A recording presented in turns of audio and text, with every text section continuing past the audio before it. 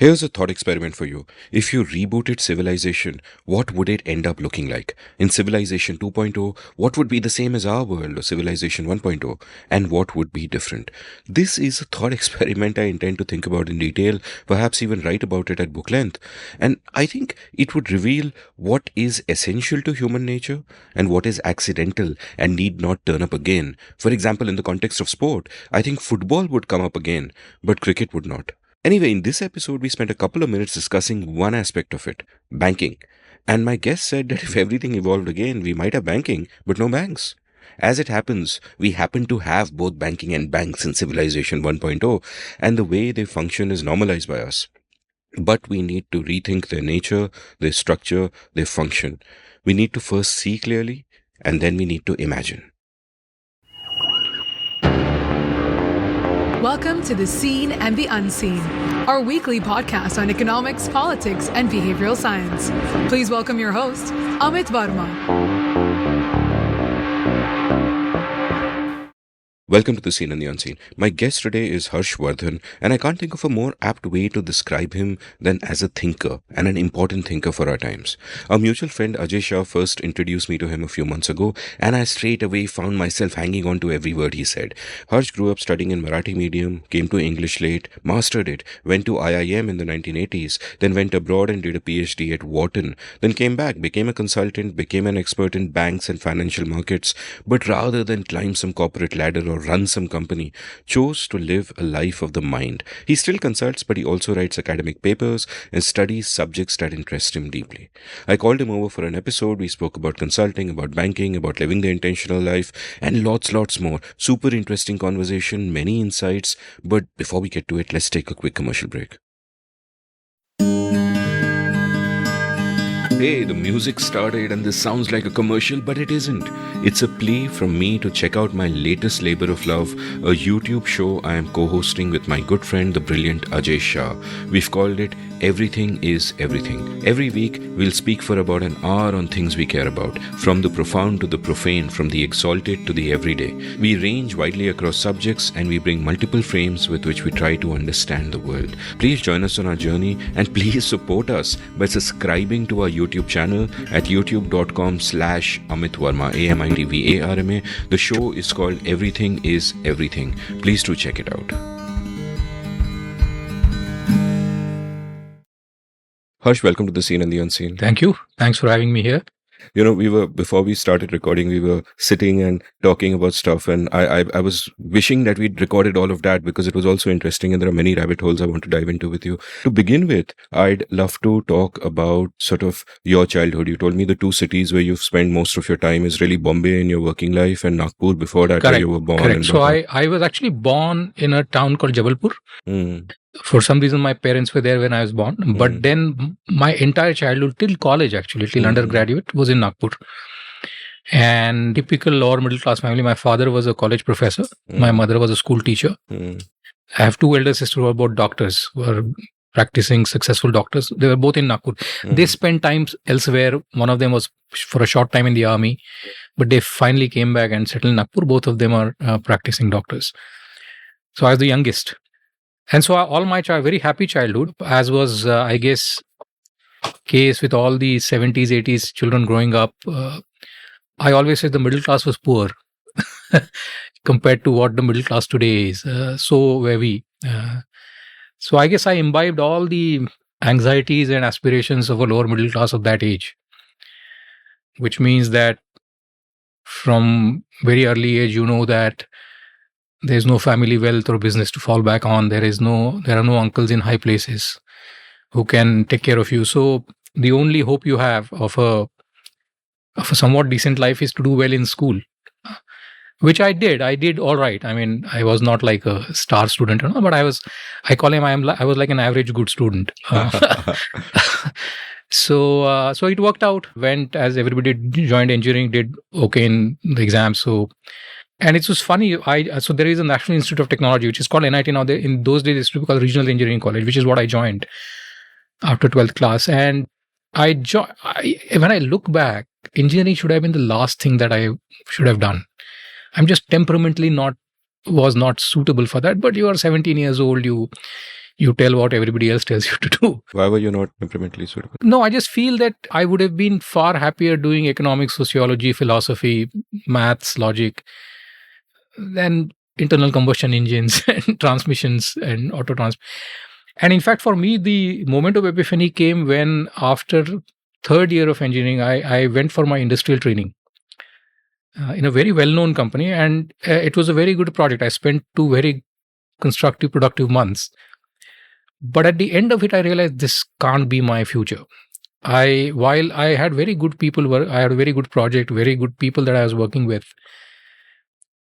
Towards the end, I used to actually, this company had these long workshops where things would be made. I used to walk from one end to the other without looking at the machines. I became so averse to them. I just did not feel that that was where I wanted to be. And so when I came back from that in my final year, I almost had a crisis. I said, so what the heck am I going to do? And this was like July of August of my last year final year. And that's when I remember I'm in Nagpur, which was in those days what I call was a semi-city.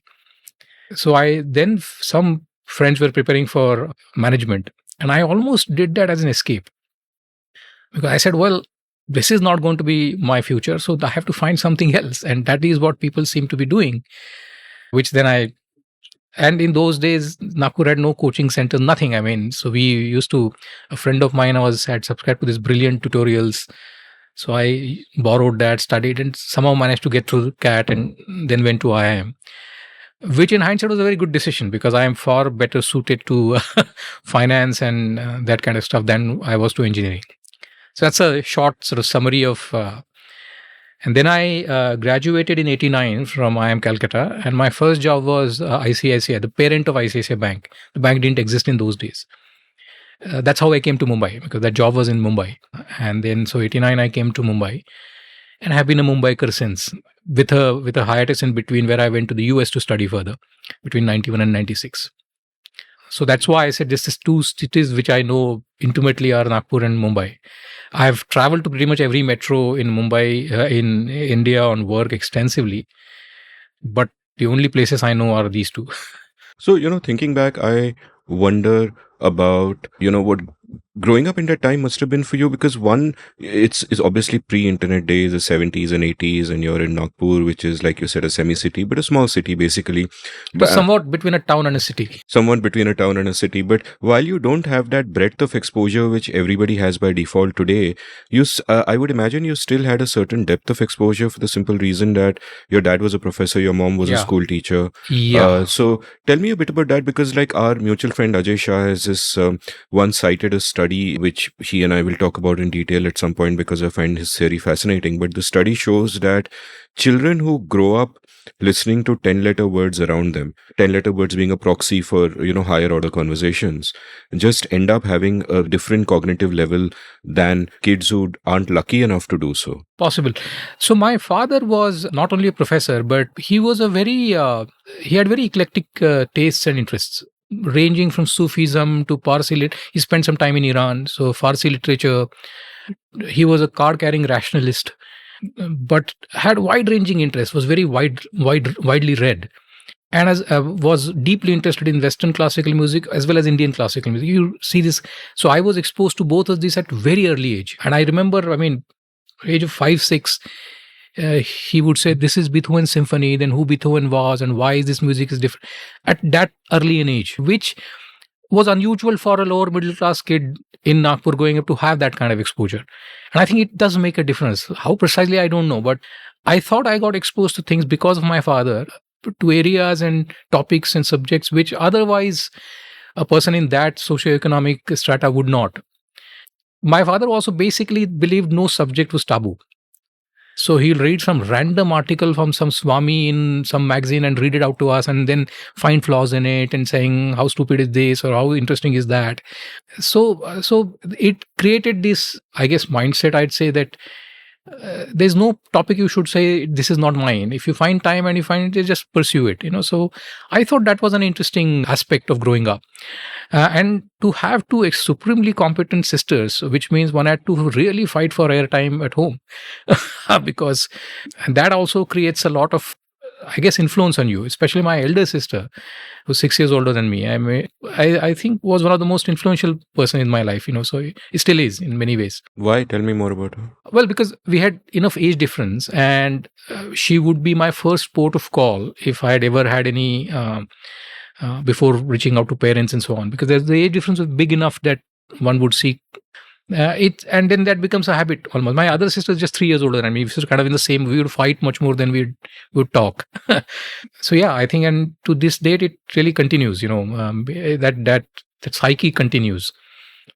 Tell me more about your dad, because I'm fascinated that a person of that generation could be a rationalist, could actually have gone to Iran, could be interested in my father was his basic training was in veterinary science, but then he did his PhD in the US in the early 70s in UPenn in early era of genetics.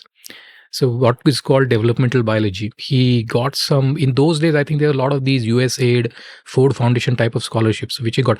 And he went for that after I was born.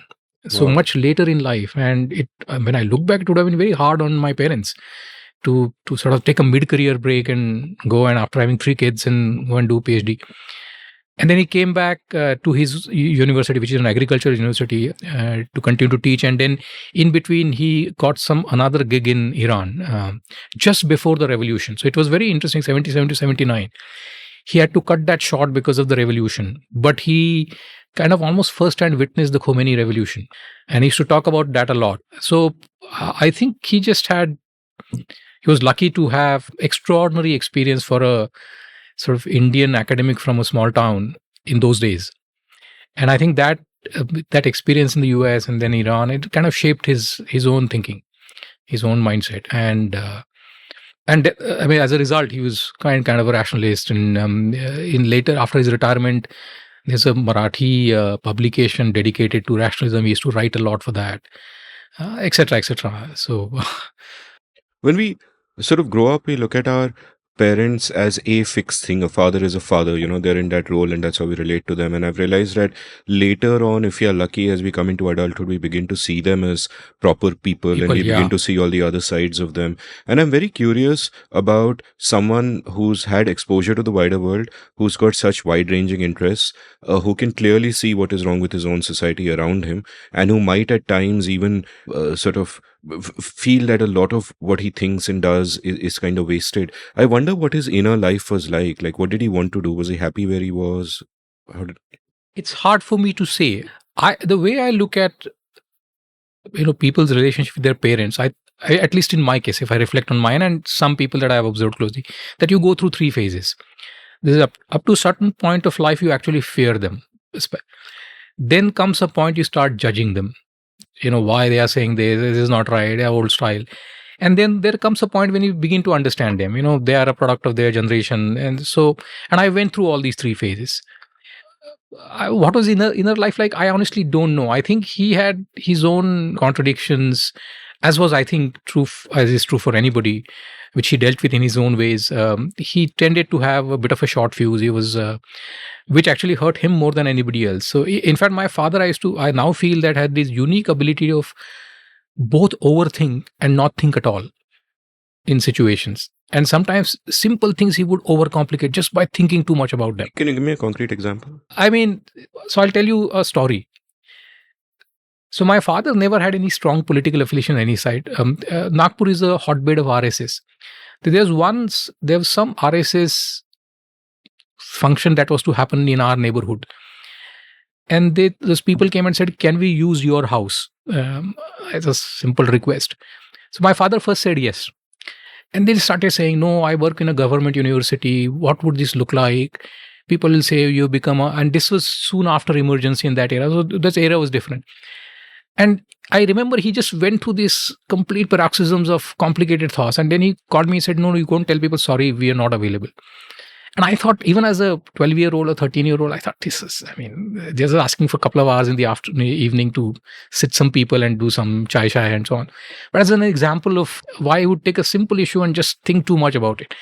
On the other hand, he would sometimes just instinctively react to situations where very short fuse, get very angry very quickly. And both of them, I think, ultimately hurt him more than anybody else. It certainly occasionally will, have impact on people around him. But more than anything, I think it ultimately hurt him in his career, in his relationships, and so on. But I guess everybody has their own personalities. But that was how I see him now. In those days, probably I would have seen it differently. But across all of that, I've continued to admire him for his wide-ranging interest, being willing to engage on any topic with anybody. I mean, I remember he would run into some municipal engineer and say, "Okay, tell me about the water supply in Nagpur. Where do you get water from? Where are your pipelines?" I mean, why would a professor of developmental biology want to? But he would love it. I mean, he would just engage for hours and he'll keep asking questions, which I think a little bit has rubbed off on me. Couple of related questions, and the first of them is exactly about that when I look back on my childhood, I can look at myself as a young adult thinking I am my own person, I am what I am all me, and later realizing as the years went by that these aspects came from my father, these aspects came from my mother, these aspects came from whoever. I would just soak up all of these things, and many of them were really negative things about myself that correct. I dislike today, things you don't want to do. Yeah. So some might be good things, but some are definitely bad things. And I wonder what there was. Like, I think from my dad, I got this kind of intellectual arrogance at one point that he had thousands of books and he was very well read and all that, and he just had this approach: nobody else reads, I read so much. He had that Exactly. arrogance, and I got it without reading anything like he had done. And my mom had this social arrogance because IAS officer's wife and all that. And again, it took me to reach my 20s and perhaps even my 30s to realize that, oh shit, that there are all these things that are wrong about me, and this is where it comes from. And equally, there are good things also, frankly, from both of them. But in your case, what are the good and the bad things that you realize later in time that yahan se aaya? I actually have not thought about it like that. I mean, there are clearly things that I do now that I attribute to growing up in a particular household. As I said, wide-ranging interest in music. Clearly, I attribute to my father because I got exposed very early in my life. But I try to control temper because I've seen impact of having short temper in case of my father. So, for him, it actually spoiled many very good relationships and so on. And I think. So maybe subconsciously a lot of these things work, but I honestly don't. I haven't sat down and tried to analyze. Okay, this bit comes from father, this bit comes from my mother. I think what happens is that in that phase of your life when you start understanding your parents, not judging them anymore, that's the time when you actually synthesize everything into your own sort of behavioral style and so on. And one has crossed that stage now. So now it's far more about what your children are going to do and so on, much less about my father passed away in 2008, it's been a long time and so on.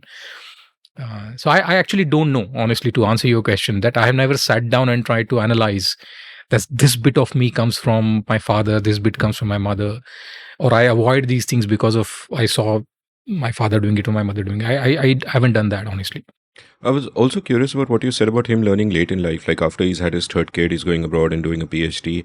And equally, you mentioned that earlier you weren't drawn to engineering and you were drawn more to, I guess, subjects where you can do a certain kind of higher order thinking, like economics and finance and so on and so forth. Not so much higher order. I mean, it's just, I'm sure a lot of engineers will react very badly if you say, it just temperamentally, I just was not suited for an engineering. I, by the way, academically did fine. I mean, one could always take exams and do well.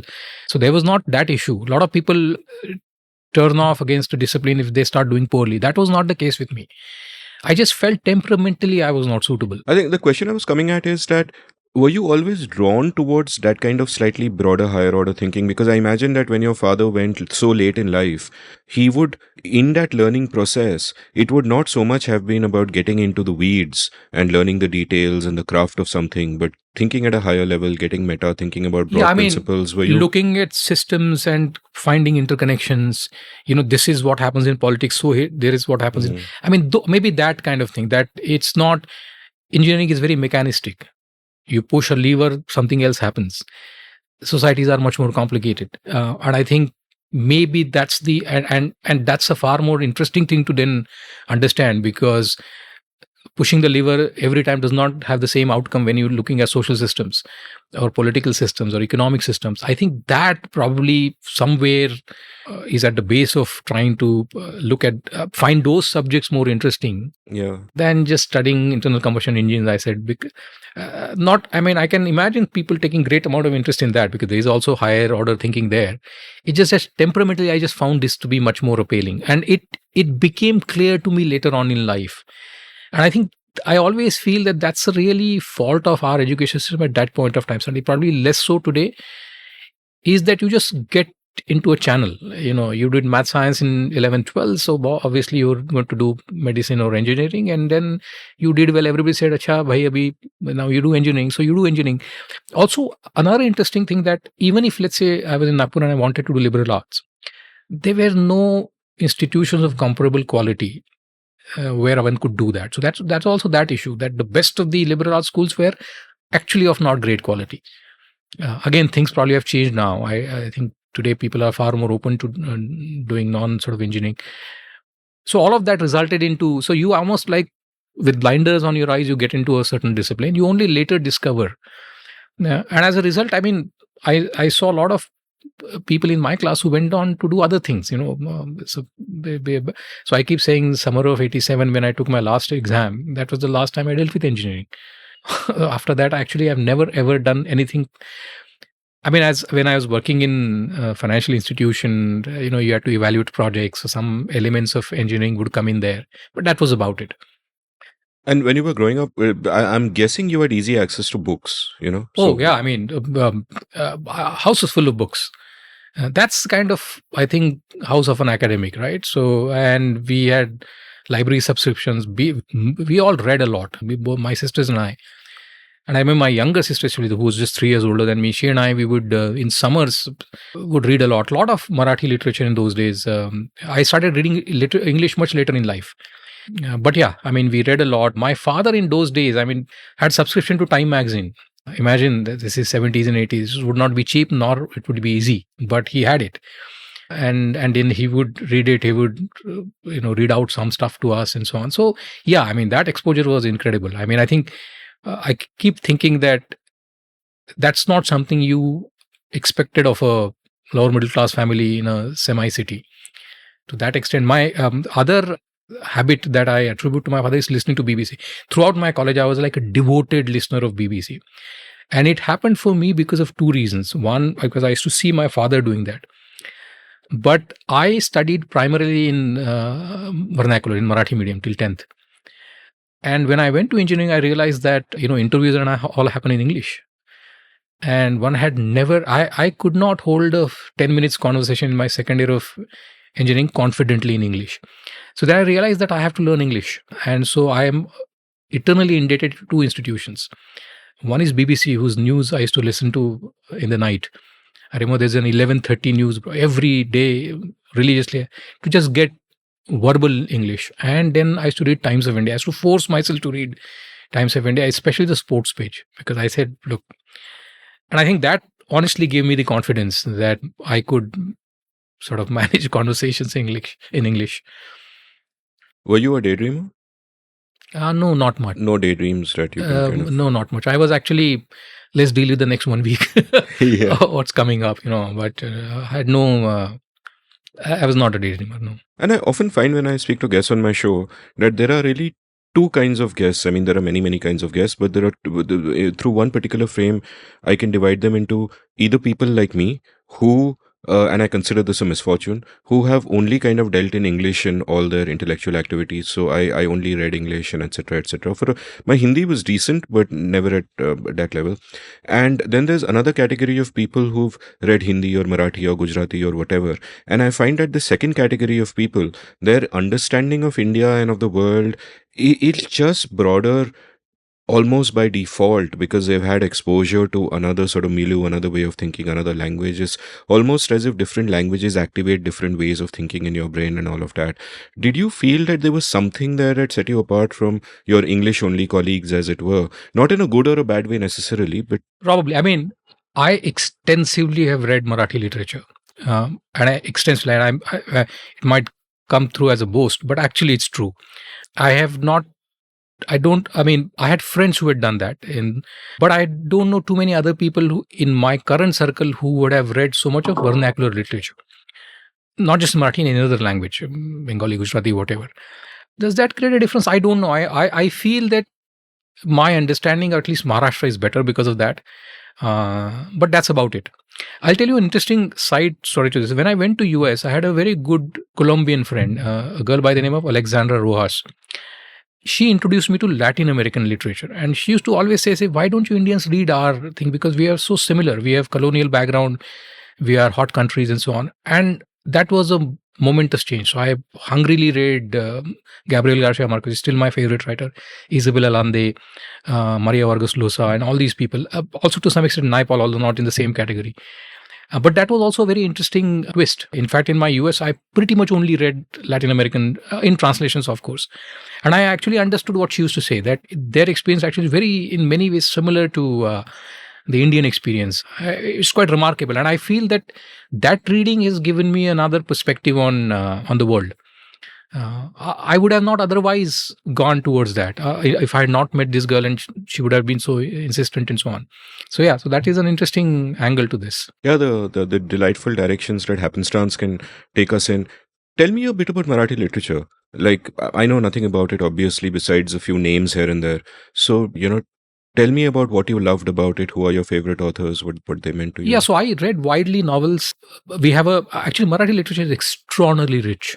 So we have novels, short stories, extensive canon in poetry, in plays, Marathi plays, are.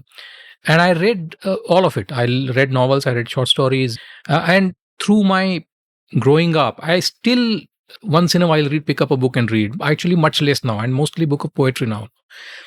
But you start with historical novels, then you went with comedy now, P.L. Deshpande and all, and then later on I read a lot of almost non-fiction writing, so essays and so on. We have in each of these we have actually very, very rich tradition, and in fact, a lot of Marathi writers I feel are way beyond many of the Nobel Prize winners I've seen in other languages. It's just that they're untranslatable, poets especially. But that's how it is, and it's still there is one of my favorite poets is one Mr. Mardekar, B.C. Mardekar. He was one of the first modernist poet absolutely fascinating poetry. Probably he wrote 200 poems in his life, but they are of the quality of Yeats and Auden, and certainly beyond Auden. And you can't translate him. Yeah, and that's kind of such a tragedy that languages are fundamentally so hard to translate, and within languages there might be some authors who are harder. Tell me that in your view, I'm really interested in the evolution of different vernacular literatures as globalization happens and English gets more and more deeper and language itself gets homogenized. Like at one level, of course, you have everybody needing to learn English and speak English for instrumental reasons, for getting jobs and all of that. So Correct. That takes some of the space. And at another level, you also have dialects gradually dying out and being subsumed by languages. So Correct. a Maithili and a Bhojpuri will vanish and a Hindi will take over. And there are probably 30 dialects of Marathi that I know of. If you go from eastern Maharashtra, Nagpur area, come up to west, every 100 miles you will have a different dialect. And it's actually quite distinct. But there is not, to the best of my knowledge, there is not literature in all of them, but it's spoken. Last 20 years plus, I must say I have lost touch with Marathi literature. I've kind of occasionally read it, and that happens typically if somebody recommends, this is this new short story writer, you should read him and so on. So, but I've just not been nearly as much of a reader as I was when I was in school and college. I also am a bit disappointed. I think we've lost, this might be a bit of a adventurous statement, but I don't think that the energy and the verve that Marathi literature had in the 60s, 70s, up to 80s, I think it's kind of declined a bit. I don't see the same amount of output. For example, plays, we don't see good plays being written anywhere. Gone are the days of Tendulkar and Elkunchwar and so on, who wrote absolutely amazing plays in the 70s and 80s. I don't see them being written anymore. There are some, but sort of much less in numbers, and they're not performed that often and so on. So there's been a bit of a decline, I would say, in that count. But I'm the wrong person because I also have lost touch. It's something that I regret actually a lot. One of the things I regret greatly that I could write very good Marathi. If you ask me to write 2 pages essay on, I could do that until I went to college. I can't anymore. I would make enormous grammatical mistake. I will not remember words. It's a tragedy. I regret it. I can do happily that in English, and I'm not at all proud of that. But yeah, that's what happens, I think. Tell me about how the conception of yourself was forming through your college days and everything. Like, one thing you've already indicated is that, you got into engineering almost by default. You were doing well in the exams, and at some point in the third year, you realized that, hey, this is not for me, and etc. etc. But apart from this, who are you? What are you doing? What are your interests? Marathi literature, I'm guessing, is one. But So, did you want to write, for example, at any point? I didn't, but so my most enduring interest is Indian classical music. I was very, I got, as I said, introduced by my father, but I was very lucky to have friends in school and college who were, I had some of my best friends, school friends, who are still very good friends. I don't ever remember going to a movie with them, but I remember dozens of classical musical concerts that we went together to. I was just very lucky, very, very lucky. So that's an enduring interest. Today also, if I find 2 hours doing nothing, I'll go to YouTube and listen to some concert. That's just by default. So basically classical music and old Hindi film music, which is sort of classical based. I do listen to a little bit of Western classical because of my dad and a little bit to jazz, but that also mostly on recommendation. Somebody says, oh, this is one piece you must listen to. And then I do that.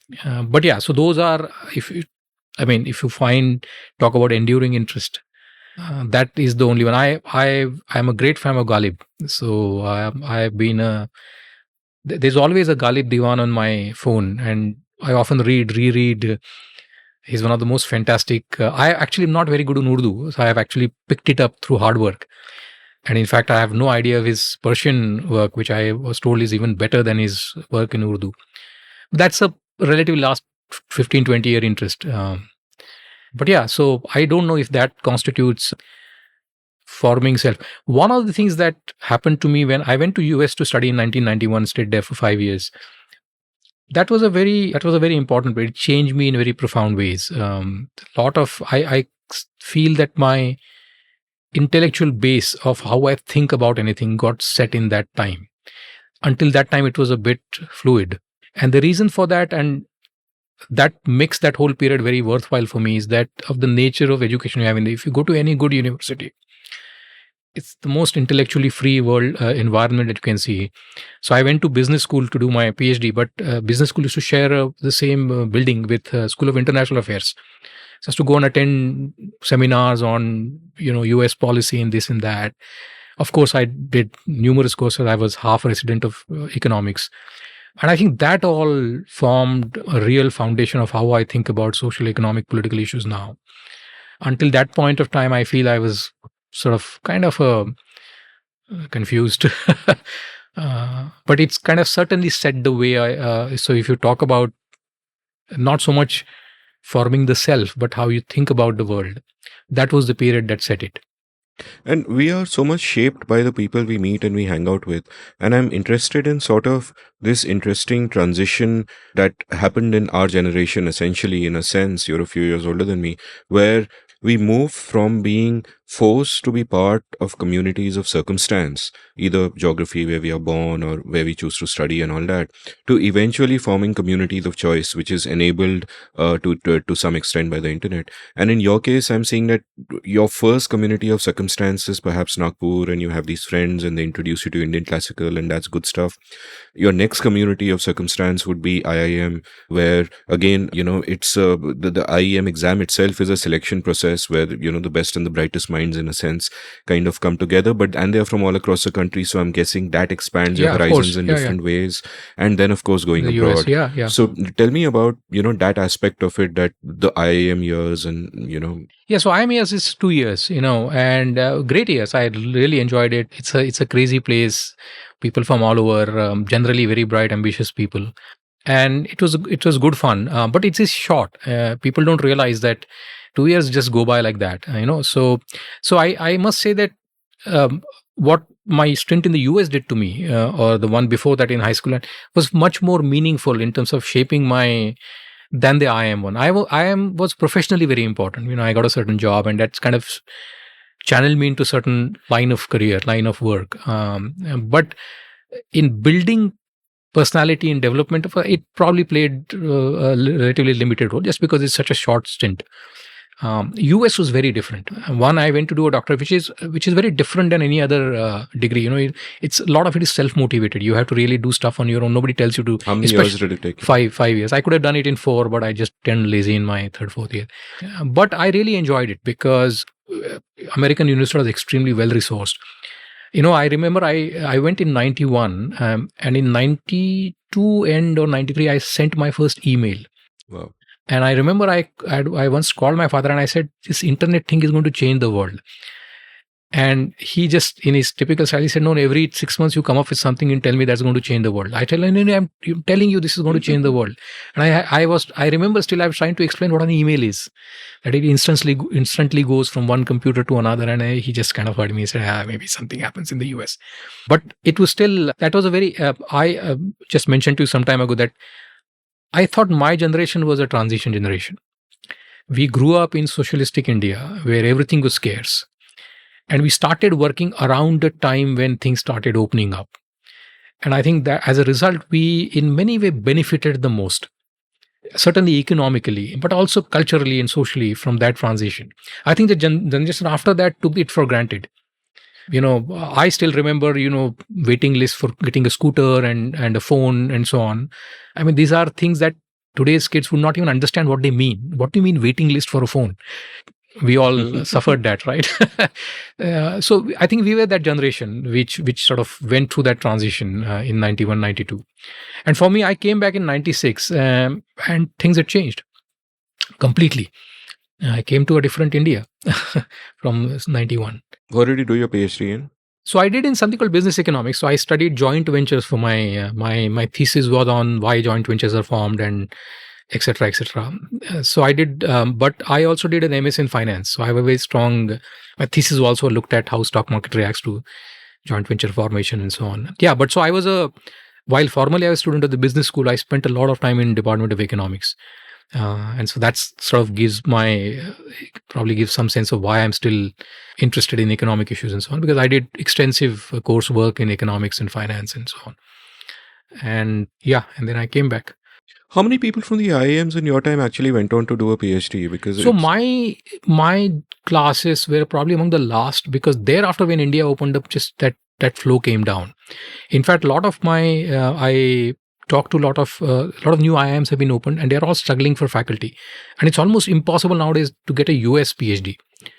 IIMs are now beginning to produce PhD, but which was quite common 20 years ago, because I think from 92, 93 onwards, just the people who went for PhD numbers came down because opportunity here exploded. So it made economically, I actually never went because I wanted to migrate. I went without knowing what I'm going to do after my PhD. I was so thrilled that I got a fellowship, that somebody was paying me to read books for 2 years without making me work. I just said, let me figure out what this is. And I was very clear after my second year, I didn't want to stay there. I didn't want to be an academician and so on. So for me, it was a bit different. But I think thereafter, the numbers have actually gone down quite dramatically. And I'll say so also I'm told in IIT. I mean, even people doing PhDs in engineering has gone down because the opportunities have just expanded quite significantly. Tell me about how you formed your frames to look at the world. Like when we're growing up, I think a key part of coming through adolescent and the teenage years and adulthood is you figure out frames to look at the world, and typically what happens is there is a danger that the first frame that seems to make sense to you adopt it wholeheartedly. Like there is a saying, if at 18 you're not a communist, you don't have a heart. If at 25 you're not a capitalist, you don't have a brain. Or you are still a communist, you don't have a brain. Yeah, exactly. Yeah. So, so one discovers all of these frames are all seductive frames, but then at some point, hopefully one begins to look at the real world and begins to realize its complexities and, figure out the best ways to make sense of whatever parts of it they can. So what was that process like for you? Yeah, so I think that is the transition that happened to me in the US, that the complexity of the world and the interplay of numerous complicated forces resulting in a particular situation is something that I begin to come to grapple with. There's a very interesting quote of Steve Jobs, which I love. He says, truth is rarely simple and never pure. And I think that's absolutely right, that everything that you confront is a complex interplay of multiple forces. Each of them are themselves outcome of multiple other forces. And that's how you have to look at situations. I think there is still a degree of ideological bias one has. So I always say I am slightly right of center on economic issues and slightly left of center on social issues, which is, by the way, space that's sort of disappearing very rapidly.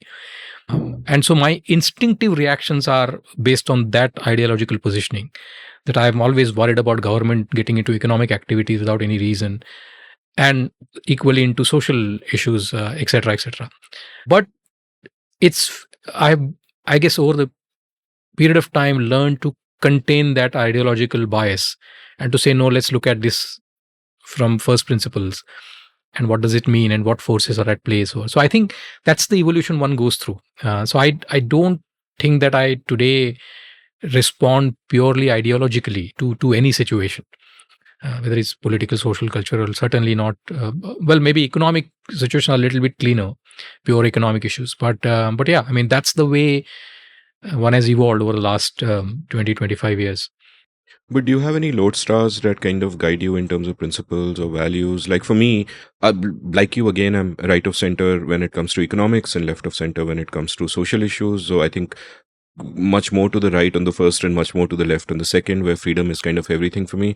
And I've realized that that frame of consent and that frame of coercion is a very useful one whenever I look at anything. So whenever there's a problem in the world, I will typically begin by asking the question, where is the coercion? Because usually once you identify where is a coercion, you identify where is a problem. Obviously, coercion itself is nebulous and hard to kind of pin down. And like you said, the world is deeply complex. But that is kind of my starting point, where at least when it comes to economics, I'll look at where is a coercion, where is a state.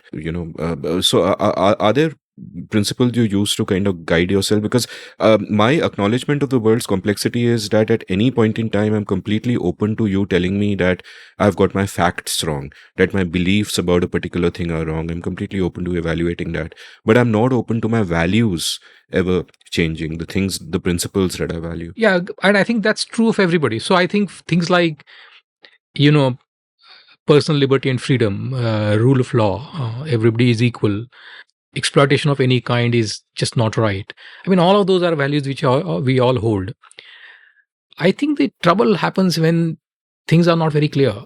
When you say that somebody's personal freedom is at stake, but then there are larger issues, how do you draw the line? And so I think it's kind of easy to spout values, which all of us do. And I'm not saying we are all wrong. Life is never that clear. Its situations are always very complicated, because I think if there are clear issues of violation of values, and then answers are simple and easy. Just because they are never very clear, things become complicated. And I think that's what one must realize. I spent my an aside of this. So I'm a consultant, right? I spent entire from 96 last 25 years I've been a consultant, which you advise people. I see myself having gone through an evolution in that. So when I began, I used to be very clinical. This company is facing this is the economics of the situation, and so here is the answer. Now I realize that there is a politics to that situation. There is a sociology to that situation. There is a psychology to that situation. People have different emotional investment in a certain issue, which I have actually almost learned over a period of time. And so today I look at even my work-related issues very differently than I did 25 years ago. And I'm a different advisor now than I was that time. I was just talking to a colleague of mine who he and I, we worked very closely for the last 20 years. And he actually exactly said the same thing. He said, I am surprised how I was at 20 years ago, how simplistically I viewed the world. And I think that's exactly what experience is, that it tells you that, things never have clinical solutions. Can you give me an example, without obviously taking the names of companies or whatever, but can you give me an example about something about which you thought one way many years ago, but you changed your mind? No, so I give an example. So let's say there is a company where, and these are kind of typical words, where a new business is to be set up, right? Which there's a clear business rationale for that. However, setting that business impinges on the current set of businesses, because you have to take something out from them, put it into this business, and so on. Now, 20 years ago, I said, obviously you have to do it. This economic rationale is so strange. Now I would say, but who are the other heads who are going to be suffering through this? what would be their reaction? How do you make sure that their pushback will be the minimum? How what's the head of the CEO? Because that person will try to balance his current reportee versus the new person is going to head. Beyond the point, he or she is not going to push this. All of this, I think far more about today. It's not as if I didn't think, but 20 years ago, I would argue. I'm saying, why are we even debating this? Now I actually engage in that conversation. So how do you create incentive compatibility to these other people who are going to at least feel they are losing something? I'll work a lot with the CEO saying, you have to handle these people. You have to put your arms around them, because the only way they will feel that they are not losing out if you go and tell them, etc., etc. All of these things I wouldn't do, I wouldn't say I wouldn't do, but these would be far less important in my work than they are today. So a business entity to me 20 years ago was a pure economic machine. Now it is a microcosm of society. It's a manifestation of different psyches working on certain issues. There is a lot of politics that one has to stay away, but yet deal with. You can't ignore it. All of that I do much more than today than I did 20 years ago. And one has just, why did this happen? Not because somebody came and told me. I realized that if you don't do it, it doesn't work. So you are just much less effective if you don't take into account these things. And that's the learning. And that's how you then change as even an advisor.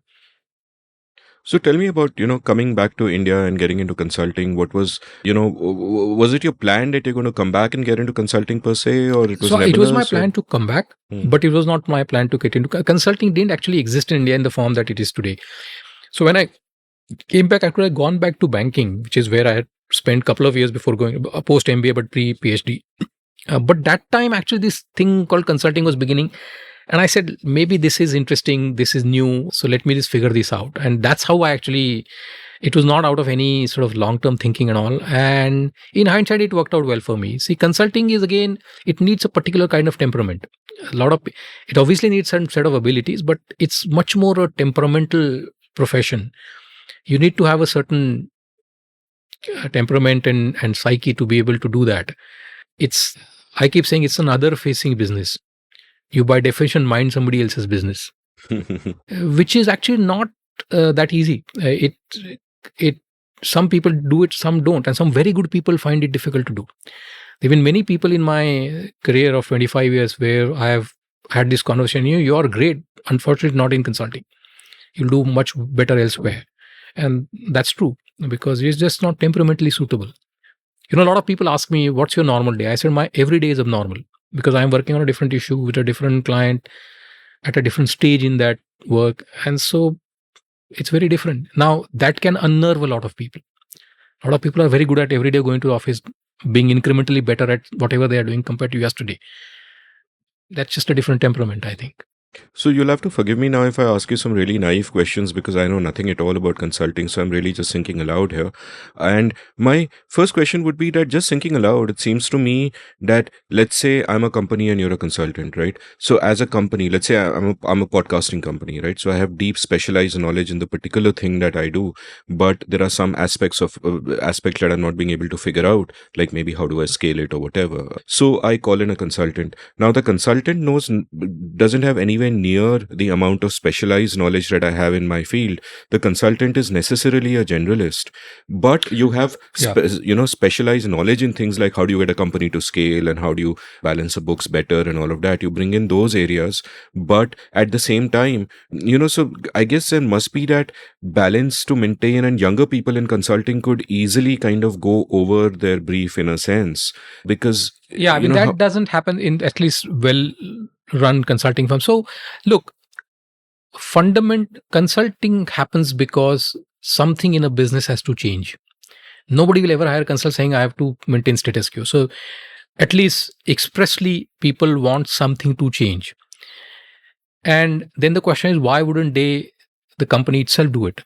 And there are multiple reasons. One, you just don't have the bandwidth. People are just busy doing their own stuff. They have to run the shop. And so sometimes I always call consulting as a capacity on tap. You need to do specific project. You don't have capacity. So get people who will do it. But that's the reason you do it. Sometimes you need understanding that is beyond your company. And this happens quite often that, I give you an example. I want to set up a new business. Tell me if 7 other guys who are doing it already, how they are doing it. Because while I know my current business, I don't know about that. And these consultants actually are pretty good at doing. So that's another area where consultants, quote unquote, add value. Third is that, what happens in companies, there is a lot of groupthink. There are established beliefs, and sometimes to break them, you need outsider. So I'll tell you an example. Many years ago, 2006, for a large Indian bank, I helped them launch their credit card business. And the mandate was, we don't have credit card, we launch credit card. Their entire internal team started with the assumption that they are going to completely outsource the IT. They said, we don't want to get into this business of having our own IT setup and so on, get a solution implemented. We'll outsource it on a transaction basis. And at the beginning, it looked like as I started working on it, I realized that has a problem, that there were not good, reliable outsourced vendors. The company did not have the ability to manage those vendors. There are multiple. And so I remember we went through this extraordinarily long, while that was at the beginning, it looked like a minor aspect of the whole work. It became a pretty big issue because I had to argue, guys, you can't do this. And it took me like probably a month of numerous meetings right up to the CEO, finally managed to convince them, and then they decided to do that IT on their own. And I think to this date, they do it on their own. This has been 16, 17 years. I just cited that as an example of where an outsider comes and challenges a view that was very strongly held within the team, but which actually was not right. A lot of this, a lot of my work has been just designing organizations. For example, how should we create business units in a large company? Now, you can imagine that can be very politically fraught because people have their sense of power, importance, depending on where they sit. That's again where outsiders can be very helpful. Because, many years ago, I worked for a large bank. And for one particular business, we had to do structure. And I very quickly realized that the moment you show an organogram, people forget logic. They say, which box am I in and who's around me, and then everybody loses any sense of logic. So then I remember the same colleague that I mentioned, he and I were working together. I said, look, we will not show any organogram until the last meeting. We'll just lay out principles that we agree on, that the design principles will be this. Meeting after meeting, we just used to show principle, and everybody used to agree, yeah, this makes sense. And then in the last meeting, in the last half an hour, we should, if we apply all these principles, this is the structure you get. Now, that was like a tactical move one made, but it was very important because I very quickly realized that the moment you show somebody where he or she is sitting, all logic falls apart. A lot of emotions come out. Now, these are some of the things that consultants can do well. What happened at that meeting, by the way, when you finally showed? People were grudging, and finally they accepted, because you can't then say, I disagree. I would explain that you yourself agreed on these principles. If you apply them, this is what happens. There's some minor tweaks that happen, move this here and there, but majoritarily it got accepted. And that's a trick that I even today use. Whenever somebody asks me to work on redesigning an organization, I never show any organograms, because I know that's the natural reaction of individuals. If suddenly you feel, oh, so-and-so is going to be my boss, now that's not happening. And so you just avoid that. And I guess companies, the biggest danger to carry on that groupthink the thread is that they get ossified in certain ways of thinking and certain ways of working, and perhaps even certain internal hierarchies within the organization. So it is convenient for a boss to then call in a consultant and say, hey, you're an outsider, clean this up. Yeah, so the not so pure reason is, I want to overcome some internal dissent and so on. The more pure reason is that we are just clueless. Tell us 4 other people who have dealt with this, maybe some are from our business, some from other business, and how do you best actually solve this problem? And I've seen a bit of both. People, the bosses know that so-and-so has such view on this issue. I disagree, but I don't want to be seen as slamming my view on that individual. So let me get somebody. That happens a fair bit. But also equally commonly, people say, no, please tell us how others have solved this problem, or how you would solve this problem. And that's the advantage that consulting firms have, that they can bring in experience from multiple business and so on who have faced similar issues. And so I think, yeah, that works. What are the typical kind of mistakes you see firms in India making? I don't think generically we can. There are some very good firms, there are some mediocre firms, and But what are the common kind of I'll tell you. tendencies? The other day, somebody asked me, "So, what's in your opinion a well-run company?" I said it's bit like saying, "So, what's a healthy person?" You can't define health. You can only define illness. I can tell you you are not well because of ABCD, but well meaning not having any illness. So, well-run companies do not have any management problems. So, I think they're quite. What are the common illnesses then? So, I think there are many, which is not being cost focused is common one. Lot of people will, if you I do a lot of so-called visioning workshops. What's the vision of the company? And one common thing that will come out is we want to be customer focused. And I said, what the heck does that mean? A lot of companies actually don't understand their customers and they are very reactive. That typically happens when you have, and in fact, I saw that, for example, in Indian banking, there was a time in the 2000s and 2010, everything was growing at 20%. Because this was consumer banking was just a virgin territory. You didn't have to spend time. You just opened a branch, opened your shop, and you got business. Things changed. In the last, growth has slowed down. Now people have to far more worry about, so what do my customers want and so on. So typically what happens in high growth environments, people tend to overlook a lot of, I always say this, that companies develop bad habits in good times. So lack of focus on what the customer want, losing focus on costs, diluting employee standards of all manners of competence, integrity. All of these ills happen when you are growing very rapidly because you just want to keep growing, and then it comes to haunt you later.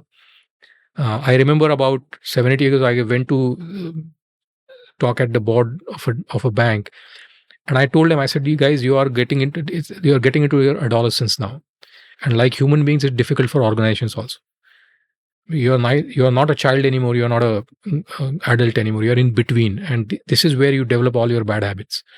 And I then cited this. This is diluting employee standards and so on, and that happens all the time. And I've seen that happen multiple occasions.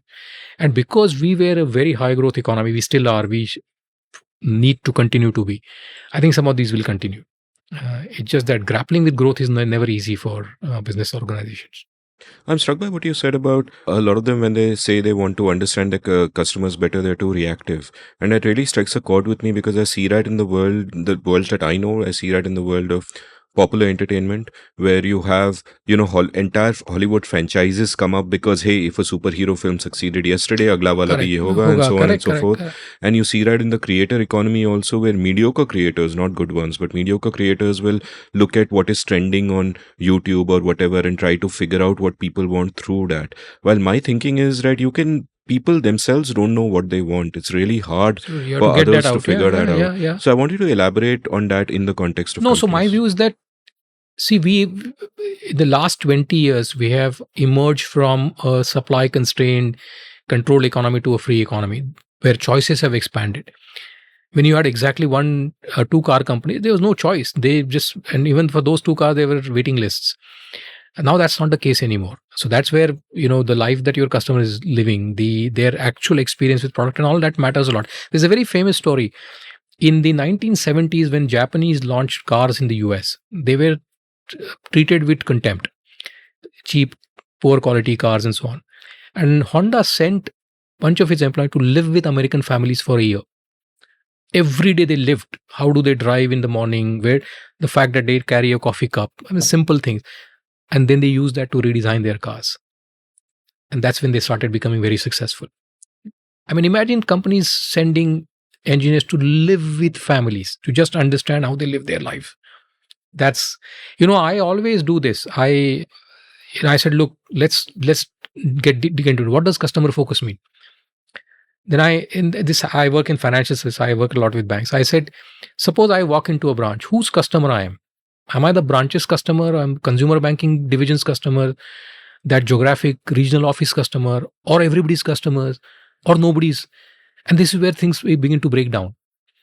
Because somebody said, no, it's branches. Why branch? Because I am a home loan customer. Branch is not relevant. Okay, then you are a home loan, but that unit is not there. So this is where then people begin to discover that, you can't have quote unquote customer focus unless there is an ownership. Somebody says so and so is my customer, so whatever happens to is on my count, etc. Just understanding the lives that your customers live. I think this actually is I feel far more important in services businesses, like you talked about entertainment, financials, and so on. Product, your relationship ends when somebody has bought the product. Either the person is happy or not happy. If not happy, the next time. Services is an ongoing, continuous engagement, and I think that's where it's far more important. That's where actually we don't do it enough. My view is that in high growth environment, companies actually don't do that enough. How does a person actually, what's an experience in a branch when somebody walks in, a woman walks in? I think don't think they spend enough time. It's been changing. I mean, I think in the last 10 years, I see a lot of changes that are happening in at least financial services that I've seen. But we still have to catch up a lot. Can you, I mean, again, I obviously don't want to ask you for any names of companies or to get that specific, but at the same time, I'd like some concrete examples to kind of make it vivid for me and my listeners. Like, what is an example of misinterpreting what the customer wants, or not going deep enough into that, and how does one turn that around? What are the questions to ask? Yeah, so I'll tell you a very interesting story. So some time ago, there's a company that I was working for which is trying to develop a app for rural. It was like a microfinance, and then we were debating this a lot about it should have graphical interface because people may not be able to read and this and that. And then this went on in that headquarter for a long time. And then we took a break, and I met this young engineer who was actually working on it. And he, in the lunch break, he said, sir, sir, the problem with these women is that they don't know how to double click. And I was stunned. He said, no, he said 90% of they struggle with double clicks. Wow. So he said, we should avoid double clicks because they just don't know that. He said, you and I take it for granted. And I mentioned this. I said, we are spending so much time on whether the graphics should be of a rabbit or whatever. And here is a basic problem that we haven't figured out because we never spoke to that guy. I just accidentally spoke to him. So that's an example of actually over intellectualizing a problem without actually trying to understand what the customer actually experiences. And this was and then I actually checked that with a lot of people, and people told me, yeah, I mean, double clicking is a problem. Wow. People take a while to learn it. It sounds ridiculous to us.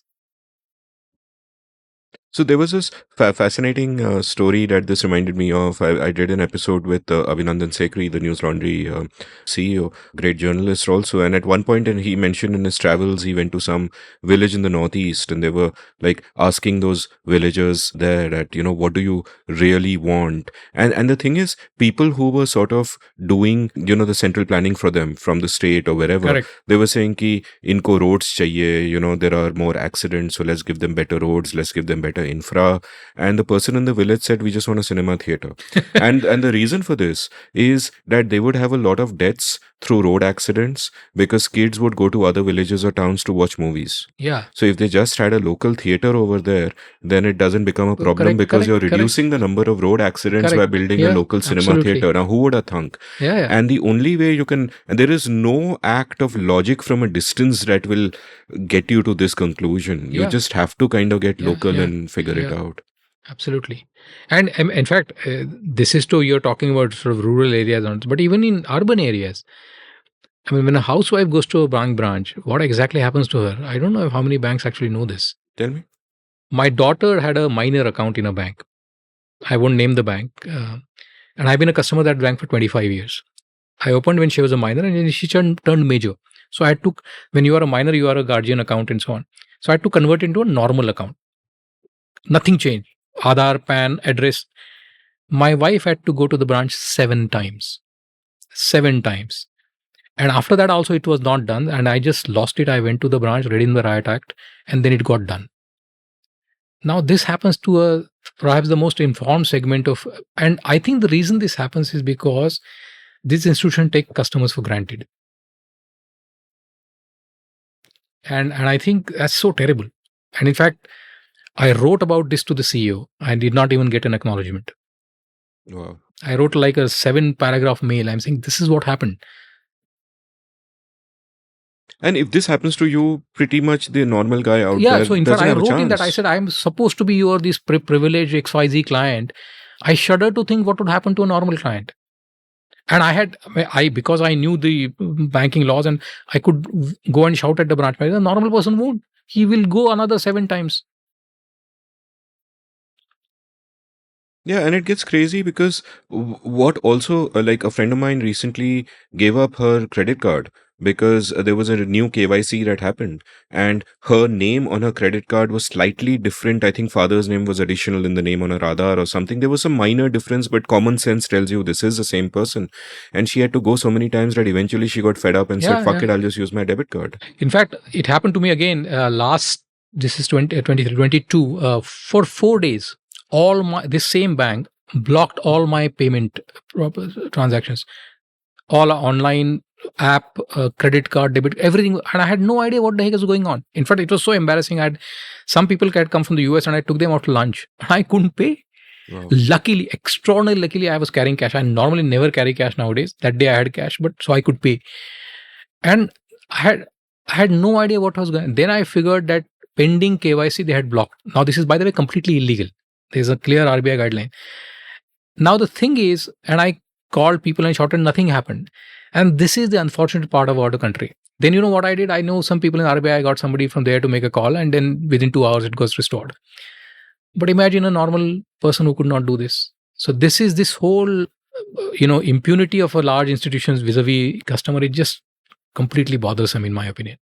And I'm guessing that that just as the culture of a place can often be shaped by the institutions there because of the incentives that are set, would it be the case that the culture of the banking sector would also be set by the kind of controls that the state has? Like if the state requires enormous amounts of paperwork and bureaucracy and red tape, then when asked to bend, the bank can just choose to crawl and become even more bureaucratic and stultifying. Yeah, and we had a situation. See, if you look at Indian banking, we are veering a bit here. Post independence, I say we went to 3 phases of roughly 25 years each. So first was the 47 to let's say 70s. 69 is when Mrs. Gandhi nationalized. So there was roughly 20, which was really completely private banking, very narrow but very urban focus, not reaching out. A lot of banks failed, very poor regulation. Then we had an era from 1969 to mid 90s, which was completely socialistic banking, all government owned banks, government and RBI was undistinguishable. When I joined work after finishing my MBA, it sounds completely ridiculous. There used to be something called credit authorization scheme. Every loan that any bank made was approved by the RBI. Where in the world this happens? This went on till 92, 93. So you could not tell the difference between a bank and RBI and the government. And then it changed in 95 when the new private banks came. But they were till... So the next phase, I think, is the 95 to, let's say, I take it to about the COVID, where still public sector banks were dominant, but private banks kept growing. I think now in the next, we are stage where public sector is now less than 60% government-owned banking, and is going to fall below 50% in the next 5 to 10 years.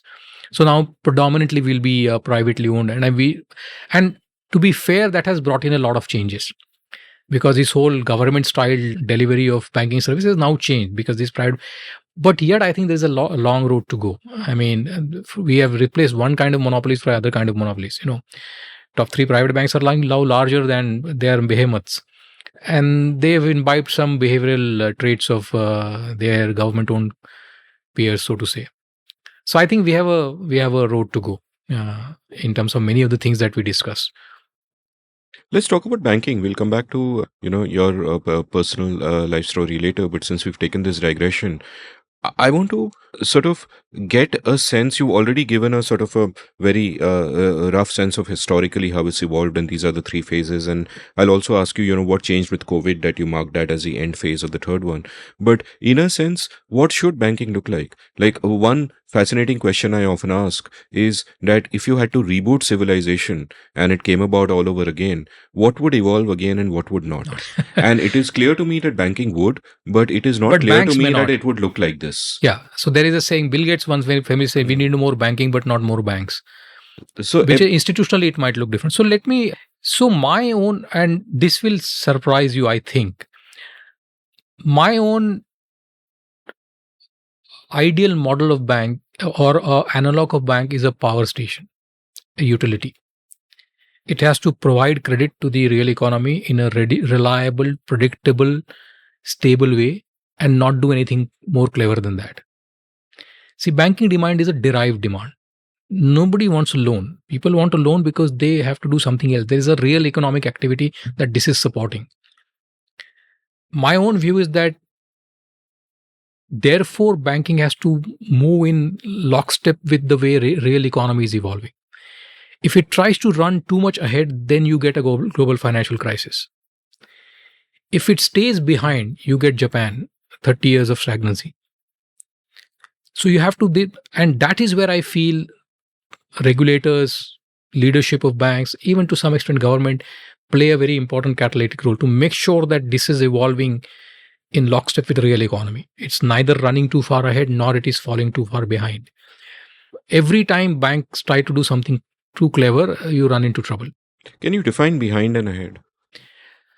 I mean, look at what happened in global financial crisis, that banks went berserk on these complicated products that they did not understand, that is way out of sync with the real economy. If one single home loan gets converted into 4 times or 20 times credit default swaps on that loan, there is a problem in the system.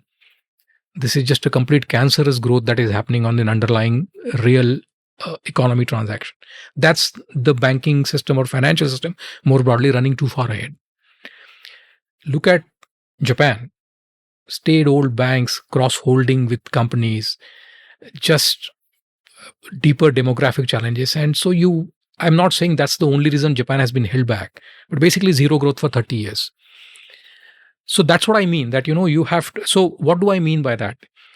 If the real economy is becoming complex, newer sectors are developing, you have to have ability to provide them credit. What happened in India? 2003 to 2008, banks started lending to infrastructure. They understood nothing of it. All of that brought them to grief. When the NPA bust happened, you were not prepared. You removed the financial institution, asked banks to lend money to roads and ports and bridges and power. They were not ready for that. That's what I mean by they were not moving in step with the real economy. Now I feel that a lot of banks are doing a lot of unsecured consumer lending. There is a generation that buys everything on EMI. That segment I think it's going to come to grief at some point of time. I'm absolutely convinced of that. So this is what I mean by that the two systems have to move together. By falling behind, I mean that then you just constrain credit supply. Credit is like oxygen to an economy. You take out credit from the economy, it suffocates.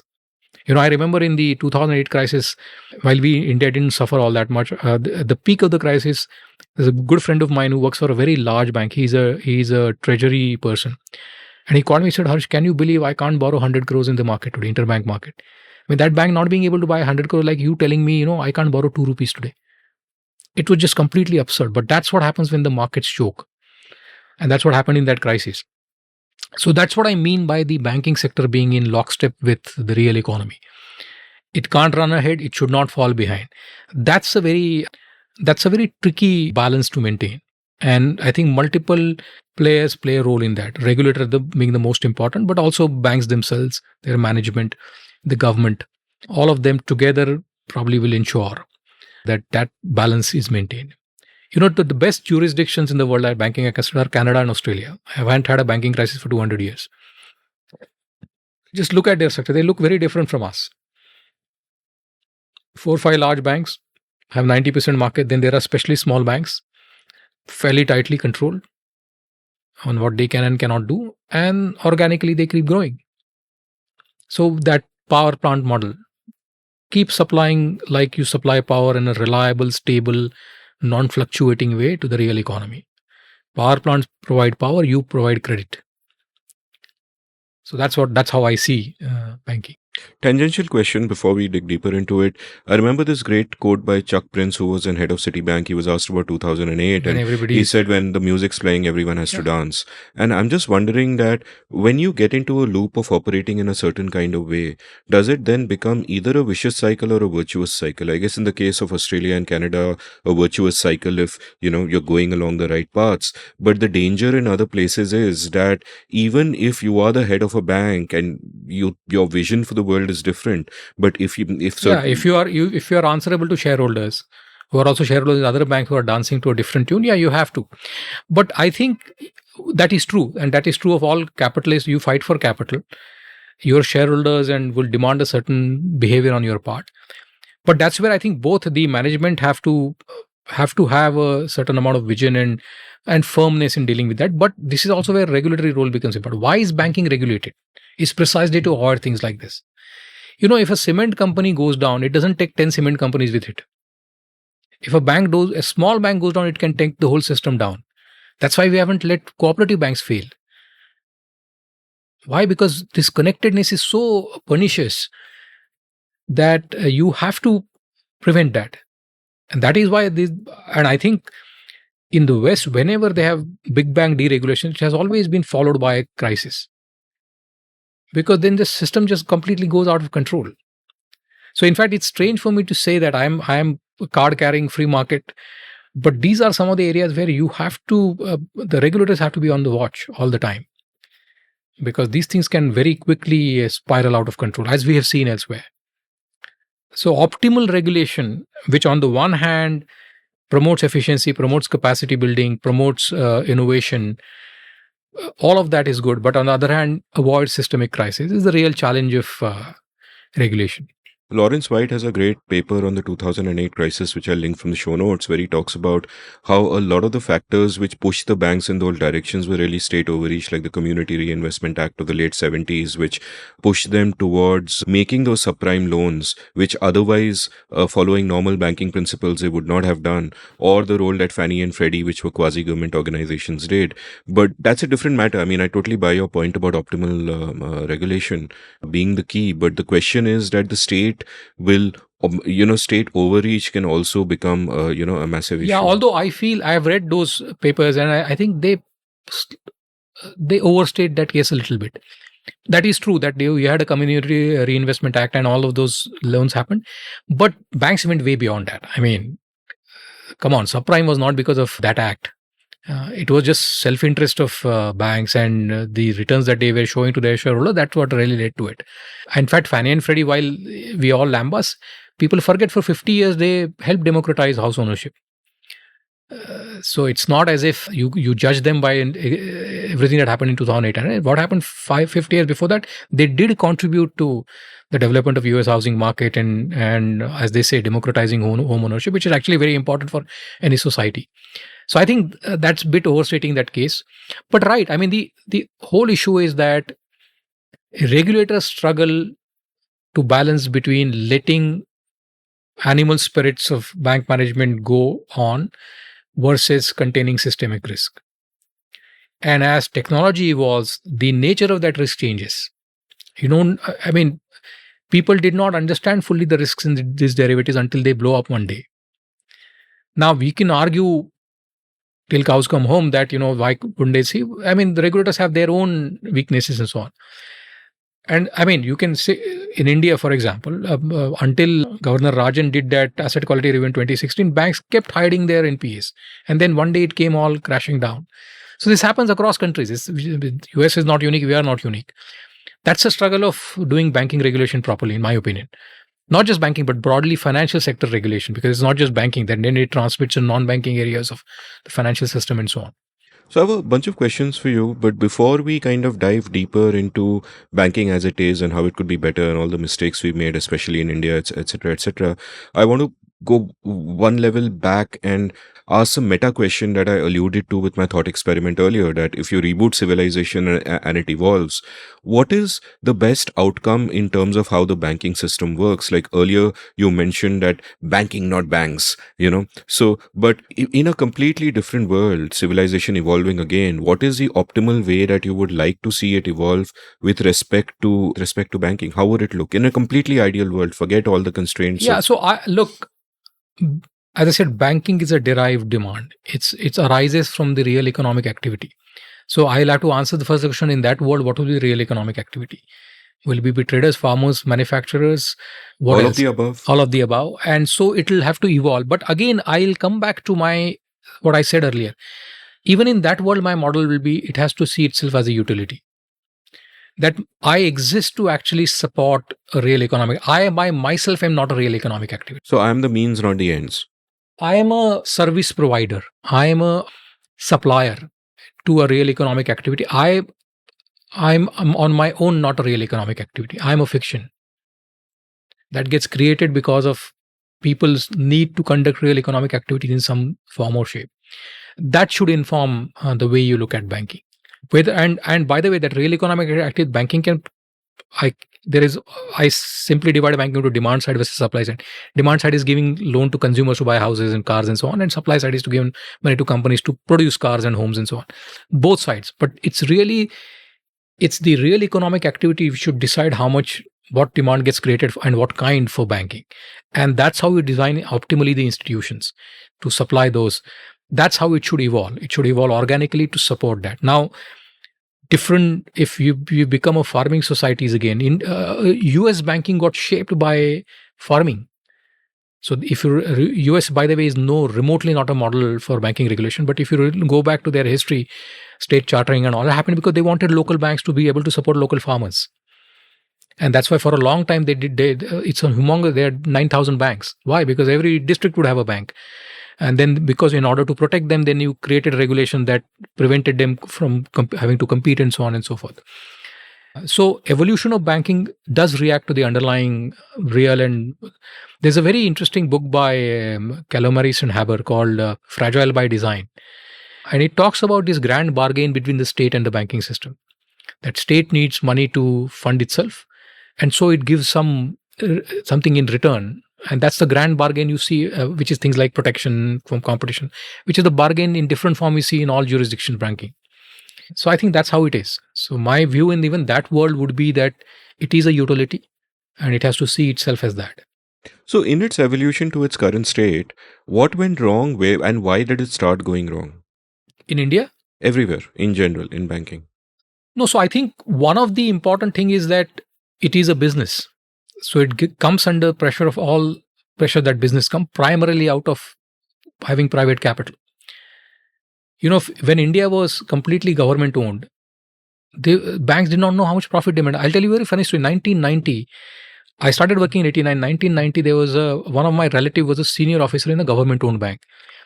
And they had this officers association, which is like a union of officers. And they had a huge dinner in Mumbai in the summer of 1990, which I attended with this.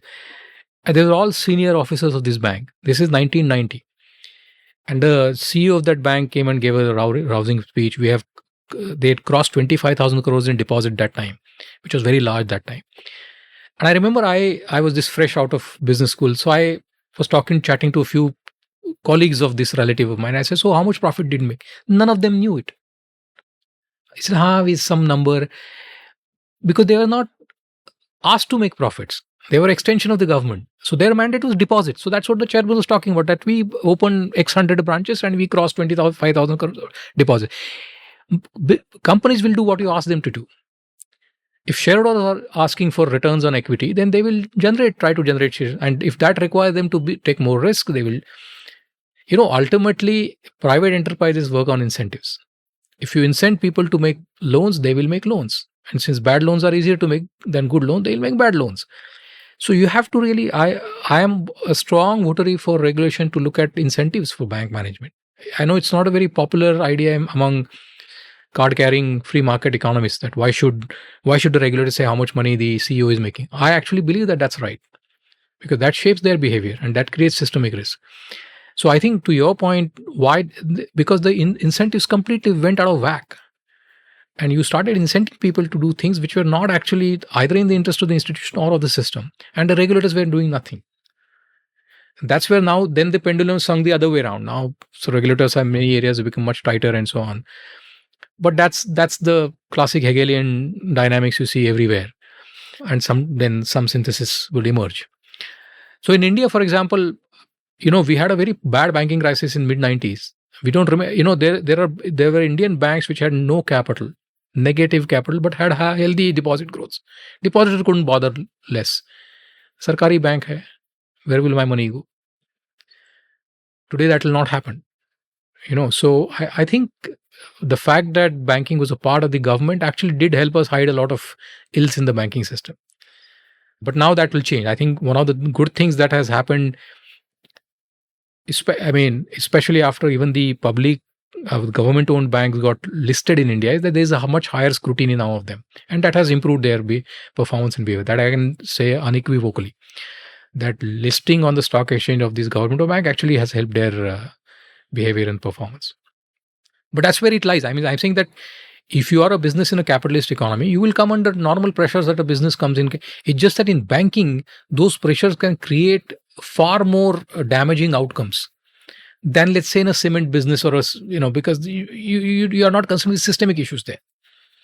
And and I'm trying to reconcile like two things, and one is, as you've pointed out, that banks like power supply stations fulfill a very useful social function, that they are required for the real economy to function, and therefore you want them to function in particular ways. But equally at the same time, they are part of the market, or if they're not part of the market, they're part of the state, then the incentives are all over the place, That's obviously, correct. and that doesn't work either. Yeah. But even if they're part of the market, how the market works is through creative disruption. You have different players experimenting in different ways, and some go bust, which is great. That is a healthy cycle of capitalism, and some survive and so on and so forth, and that's how it goes. But within banking, if the banks are all interrelated in such a way that one bank going down can bring all the others down like a house of dominoes, then that kind of creative disruption actually can be a risk. So therefore, banking, my view, always go through evolutionary change and not revolutionary, because that can be very damaging.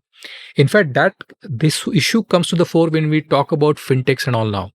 And I always find, banks have been at the forefront of using technology since 1950s. They were the first large businesses to broad scale adoption of IT. Computers were first came in a big way in banking. So to say that somehow suddenly now there is fintech is kind of a bit odd to me. This has been an ongoing. And I wrote an article 2 years or 3 years ago where I said, look, the ideal model in India was for these fintech players to partner with banks. Why? One, that's the way our policy environment works. That, the moment they start becoming large for the system, regulations will come in. Leaving aside whether it's right or wrong. But more importantly, to your point, unlike any other business, you set up a e-retailing shop. You're selling t-shirts and jeans. You go down, nothing happens. You have a fintech who's lending to consumer and has borrowed money from banks. It goes down. It can take that bank down with it. That bank goes down. So systemic issues are always quite significant in financial system. And you can't say, I'll just ignore them. You can't say, no, but so what can regulator will say, look, either I isolate these people so that there is no systemic, or I don't let them grow. Or I constrain their growth in a manner that the systemic risks that I see arising from their growth remain contained. And you can't challenge that approach, because ultimately the regulator is not concerned about A entity doing better than B. It wants to make sure the systems run reliably. And if I see anywhere where quote unquote innovation is going to threaten the system, I would have to get in. Now, it's another matter whether the way they intervene, the instrument they use, the intensity and extent of that is right or not. That we can debate on individual issues. But I think the philosophical approach of that is right. That this is simply a sector where you can't let people run amok freely. Not because you don't like what they are doing, because they can create issues for others, as has happened all throughout our history. Is there a simultaneous danger that the regulator being part of the state, there is a danger of capture there by special So that has interests and so happened. on? Yeah. I mean, I won't name in India because we have multiple. There are some regulators I feel are captured by their industries. And now, is that to some extent, it is not, it cannot be avoided because they are the individuals, they are the entities they deal with every day. So it's also a matter of degree. On the other hand, I see Indian regulators that are completely isolated. They are Kafkaesque castles from which edicts emerge. That also I find bothersome. If you're regulating market behavior, then you have to engage with the players to actually understand what goes on. So we see both extremes: complete capture versus complete castle-like, mentality. I think both are problematic. And isn't it inevitable that there will be drifts in either direction? Yeah, And that and though that is where I think leadership of these institutions matter. And that's where I have a little bit of a disappointment. If you look at last 25, 30 years, since, let's say, the economy opening of 91, 99% of leaders of all these have been ex-bureaucrats. And that to me is a bit of a tragedy. I mean, you in a country of 1.5 billion, you can't find anybody other than a retired bureaucrat or about to retire bureaucrat to head regulatory institution. We have had few exceptions, but really very few. And I think as our market, our economy becomes more market, quote unquote, market economy, that just would not work. That will result in suboptimal regulation, which I see every day. And I attribute that to the regulators not engaging enough with the market. And at one level, you could argue that, yeah, ex-bureaucrats are a bad idea because stultified thinking and, in a sense, they've been part of the system and they think in certain ways. But equally, I think it could also be argued that it doesn't matter who the individual in charge are. They have to deal with the incentives that they have to deal with, which could either take them towards regulatory capture where the market takes them or over, very bureaucratic, government-like. Exactly. Yeah, so it's a bit of both. But my view is that one or two things will happen. Either, as one senior person in a regulator once told me, that we'll house train the new head. That happens, which means that the institutional traditions and views sort of overwhelm the leader, so no change happens. Or there is a confrontation between, which is also not good, between the institution and the head. And we have seen examples of both in these agencies.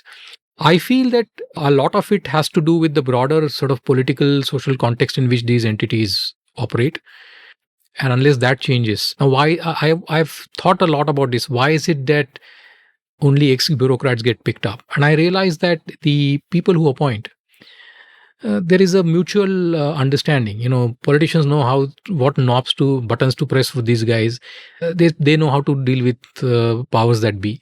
So it's a symbiotic relationship, which just is a natural extension of that. Now, on the fact that on the other side it creates suboptimality is a minor issue. I mean, if you look at the stakeholders, fine, that we'll figure out. That's the reason. It's as simple as that. Who's come closest to getting this mix of banking and regulation exactly right? Like you mentioned, Australia and Canada as examples which have gone well. But I'm interested, in what is the optimal mix? Who's come closest to it? And also the critical question that bothers me is that how did they get there? Because I would imagine, principles of political economy are the same anywhere. The state will behave in similar ways everywhere in terms of maximizing its own power and so on. So how did whatever are the best sort of mixes, how did they evolve and how did they maintain themselves? So you have to really first understand some basic differences, right? These are large land masses with thin population. Farm and a quarry at the end of the world, both of them are. And so some things become much easier there. Secondly, they are much stronger. They are newer countries, but therefore much stronger democratic foundations. They are all Anglo-Saxon. They came from the English common law tradition, and much better, I would say, for the lack of a better phrase, much better established rule of law and clear separation of powers and things of that nature. And so that just allows you to run these institutions better, whether it's an oversight of the legislator on the regulatory agencies and the appointments and so on. They are just institutionally better at that. And then there are smaller economies. It's just hard fact. Smaller, much less complex, both economies and societies. I mean, one of the things that has happened in India is that we are just not a market. We are actually, I feel that we are not yet fully a market economy, but we are much more as a market society. with consumerism just rampant all over, and that also is going to pose a problem, I feel, in the future. As I said, this we have a bubble happening in consumer borrowing right now, without enough financial literacy, without understanding the implications of that, and someday is going to bring us to grief of some sort. So coming back to your question, so I think there are some things which are just easier in these jurisdictions to do, but we equally importantly to focus attentions on countries that have done it badly. US being a preeminent example. US banking regulation is horrible. It has extraordinarily fragmented banking. It has had repeated episodes of all kinds of banking crises, and they just don't seem to get it right. They have now plethora of new institutions. This consumer protection agency that they have created, they keep debating whether it's right or wrong. So I think it's also to some extent reflect the underlying political dynamic in those countries. But even European countries, I mean, Germany has also not, in the last 10, 12 years, not had great banking regulation. Southern Europe has had problems. So I think few countries actually have got it right. That just tells you that it's not something that you get right easily. And also the fact that it is a function of the underlying political and institutional context in which these entities operate. You can't divorce it from them. So to ask my next question about banking, I'll go off into my personal history in what appears to be a completely different direction. Circa 2001, I joined Wisden.com, which is, the famous historical cricket site. And then we went on to buy Cricinfo shortly after that. And then eventually Cricinfo got sold off to ESPN, and then Wisden started separately. But I remember when we took over Cricinfo and I was a managing editor there, and one of the problems we had, like the beautiful thing about Cricinfo was that it was almost the building of it was almost crowdsourced. So people would different people would give different bits of data, and different people would build different parts of software. But an issue with that is that, and an issue with many companies that grew during that period, is all the software was legacy software. It wasn't modular. It didn't work cleanly. There wasn't documentation. Anything new that you had to build was almost a process of jugaad, where you were overlaying one new thing on top of an earlier thing, and all kinds of unexpected bugs would happen. And when you describe the US banking system, I'm wondering if it is something like that the initial design of it wasn't clean, and therefore you keep having these quick fixes which are like different band-aid softwares, and and now there is really, it's such a complex mess that you can never fix it completely because you can't break it down and build again. And at the same time, the countries which you've pointed out happen to have the right software and are working smoothly. That's because of historical accident of their geographies and all of that. Part of that. Yeah. And that makes me deeply despondent, because then I begin to think that how do we ever fix it? I mean, India then, like the US, but in a different way. But I'll tell you even India, and I'll take a tiny sliver of what you're saying. So remember, we talked about customer focus, and one problem I see in many banks is that there is no single place where all customer information. This is just, it's astounding, but in 2023, that's still hard for many banks. Now, why is that? Historically, the way technology and operations of banks evolved is very product centric. So you have a credit card, it will have an end-to-end technology for it. It's end-to-end operation. That's how the heads of these businesses want. I want everything in my control. If I'm a head of business credit card for a bank, sab mere control mein chahiye. Back office, front office.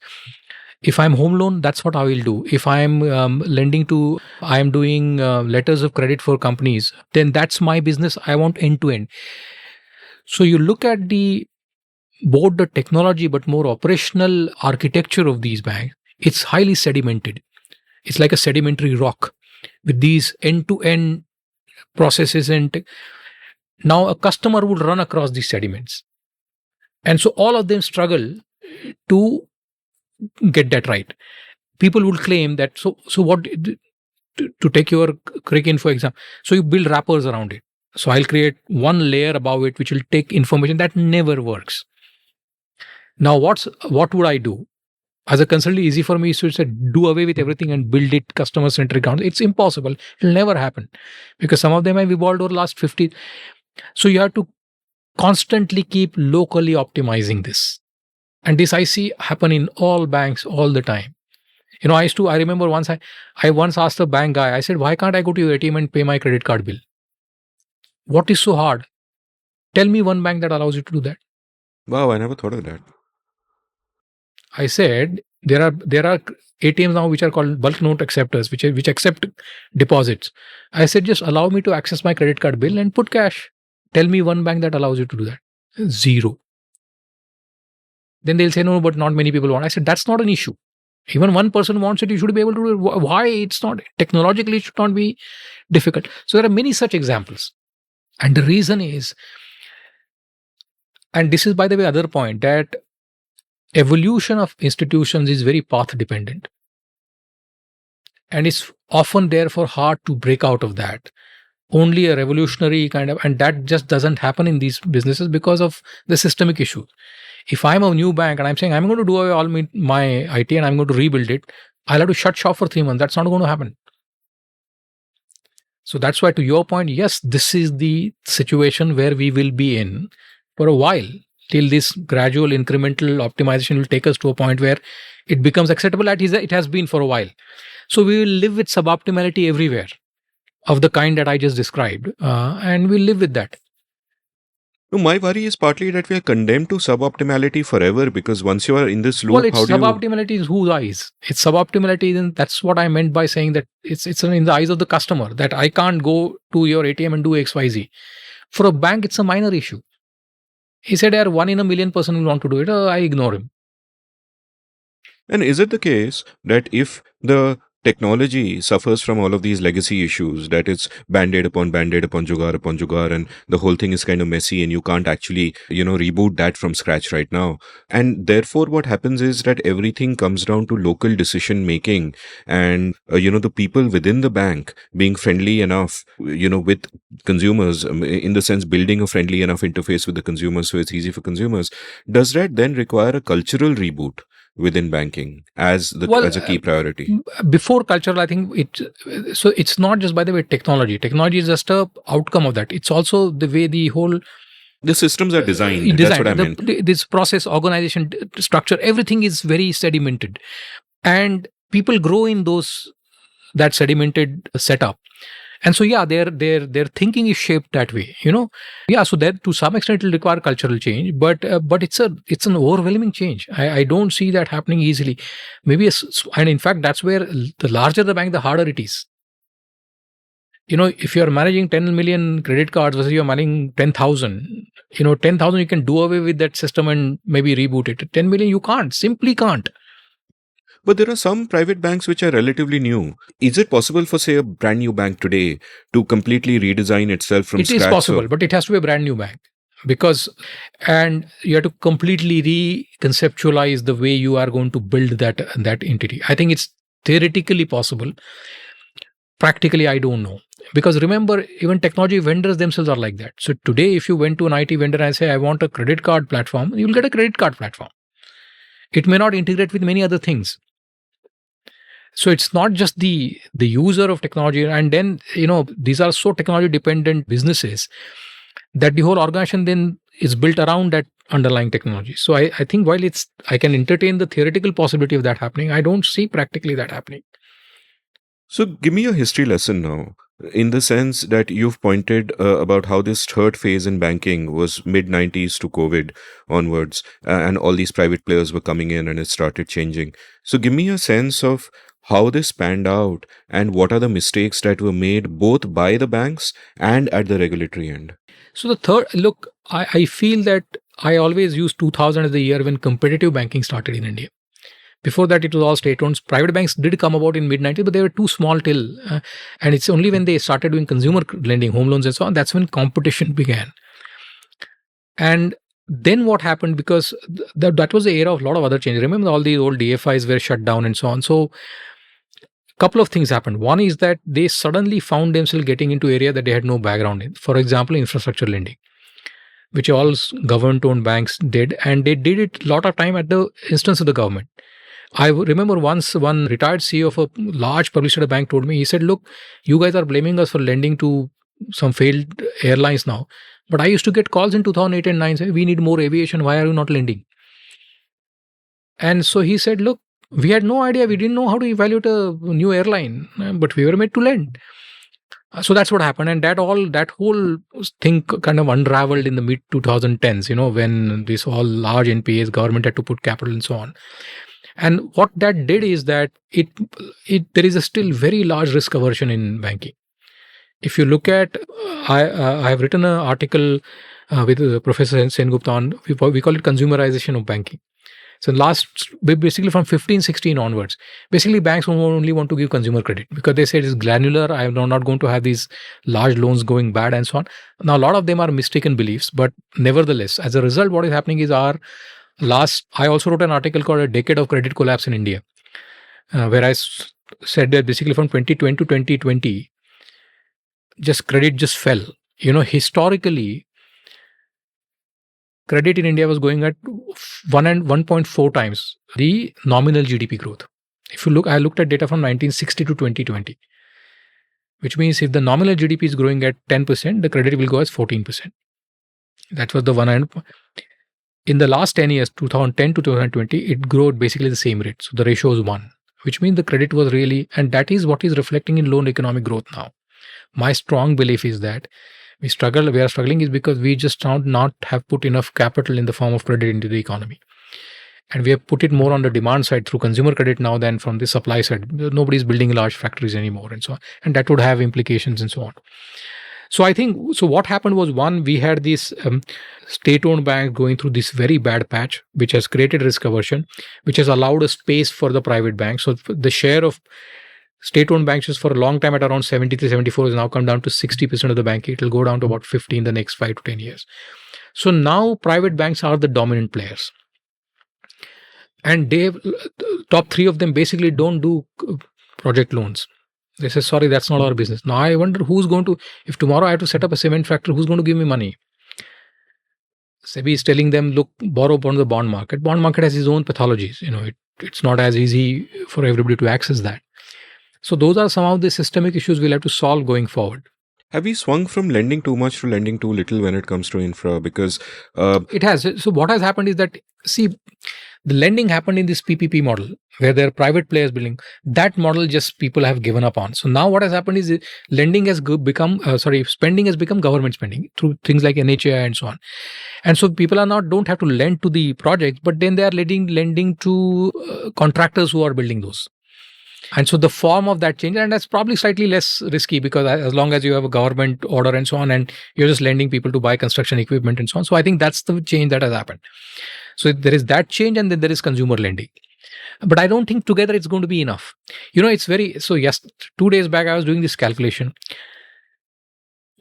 Our per capita income right now is about $2,200, right?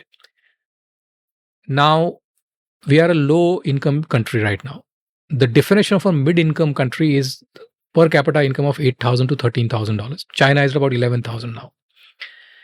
The other factor is that if you look at today, our median age right now about 28, 29, thereabouts. If you look at the demographic projections, in about 25 years, our median age becomes 40. Give or take 2-3 years, maybe 25, 28, 30 maybe on the outside, but around that. My own strong belief is it will be happening in 25 because our population growth is falling quite rapidly. Now, so let's say 25 years. This also very nicely ties with 100 years of independence, 2047. So if we want to become a mid-income economy by 2047, 100 years of independence, we have to reach the per capita income of $8,000.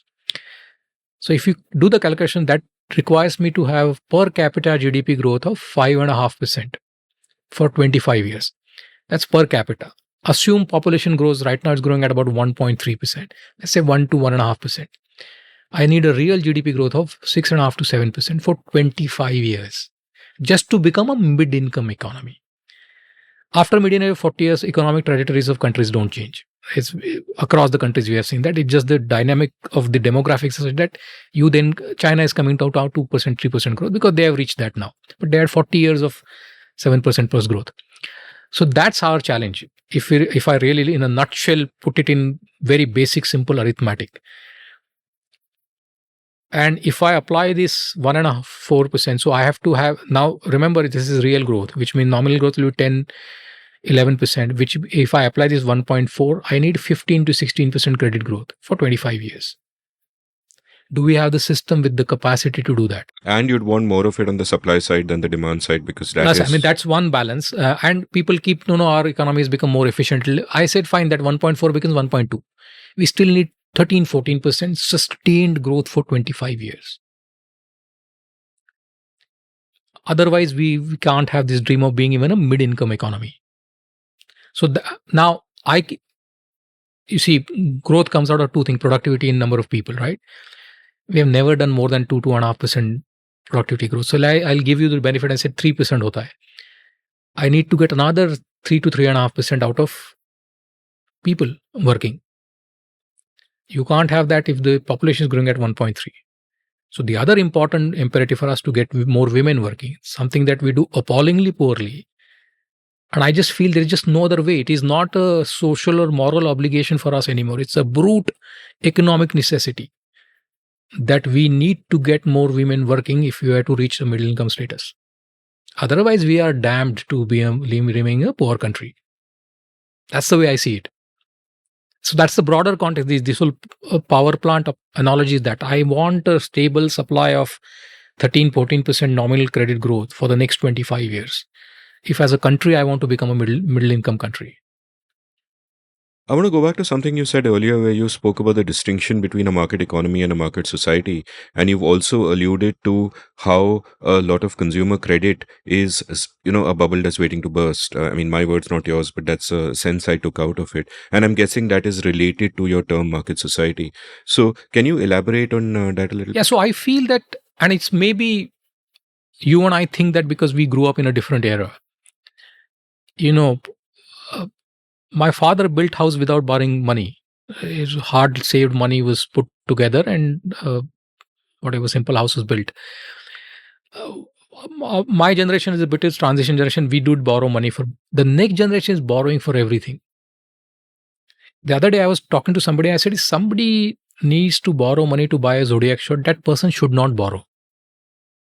Because there's something just fundamentally wrong there. Now, I might be saying that purely out of my own sort of cultural and sort of values background, for it to use your term. But that's what I see the next generation doing. So this is what I call a market society, that transactions, however you achieve them, is what really life is about. So if I have to borrow money to eat pizza every day, I'll do that. And then I'll figure out how to deal with that. That's not... So this is market society. This is what US became 50 years ago. When I was a student in the US, as to find it astounding, all my fellow American students will be completely maxed out on their credit cards. And they will keep this juggling from paying from one to the other. And this is early 90s. And I used to wonder, I said, how do you guys do this? But that was the case. I think that's the kind of thing we are inching towards. And I don't know whether it's right or wrong, to be honest. Somebody might argue that's what pushes economic growth. Yeah, it does, no doubt. I don't know if the rest of the society is yet ready for that. So, for example, if you start having personal bankruptcies and so on, how would we as a society deal with it? I don't know the answer to that question. But that I see being inevitable in the way things are shaping up now. Why is it inevitable? Because I don't think we have enough. This is the first time consumers are borrowing at a scale that they are borrowing. And this inevitably will lead to some sort of... We don't have a personal bankruptcy law, by the way, in our country. We don't even know how to legally deal with it. If tomorrow I come and declare bankruptcy, there is no law that tells me how the lenders are going to deal with me. So we have a lot of homework to do on even that count. But leaving aside the legal side of it, but I mean, society, families, how would they react to, young person or a young couple going bust because of excessive borrowing for consumption, essentially? I don't know the answer to that. I see that happening. Hopefully not on a large scale, but I wonder. So what are the kind of directions you would move in to fix a banking system? Yeah, I don't know. There are sort of... I am a firm believer in organic incremental improvement. And especially when it comes to banking system, I feel that to keep it stable is actually overwhelmingly important. So if you try to do quick surgeries and all, it will probably react badly. And so I always, so the numbers that I worked with growth and all, so I always feel that we should work backwards. So and say, look, in the next 10 years, let's say we are becoming $10 trillion economy. what kind of financial system we need in order to support that. And I look at 4 or 5 attributes that we have to build. First is just simply capacity. How do I create, if I have to generate 14-15% credit, then I have to have enough savings mobilized. Do the banking, that's the system I have capacity. In order to actually generate that, is the pipe big enough? Okay. Second, efficiency. Indian banking is one of the most inefficient. Our cost of intermediation, as they call, which is the average just cost of taking money from savers and giving, is about 1.5 to 2%. Advanced economy, banks run at less than 1%. Because this is a deadweight cost. This is the cost of just running the bank. So as it becomes bigger, it has to become more efficient. It has to become more resilient. We should not have these ups and downs. This is that power plant analogy, stable.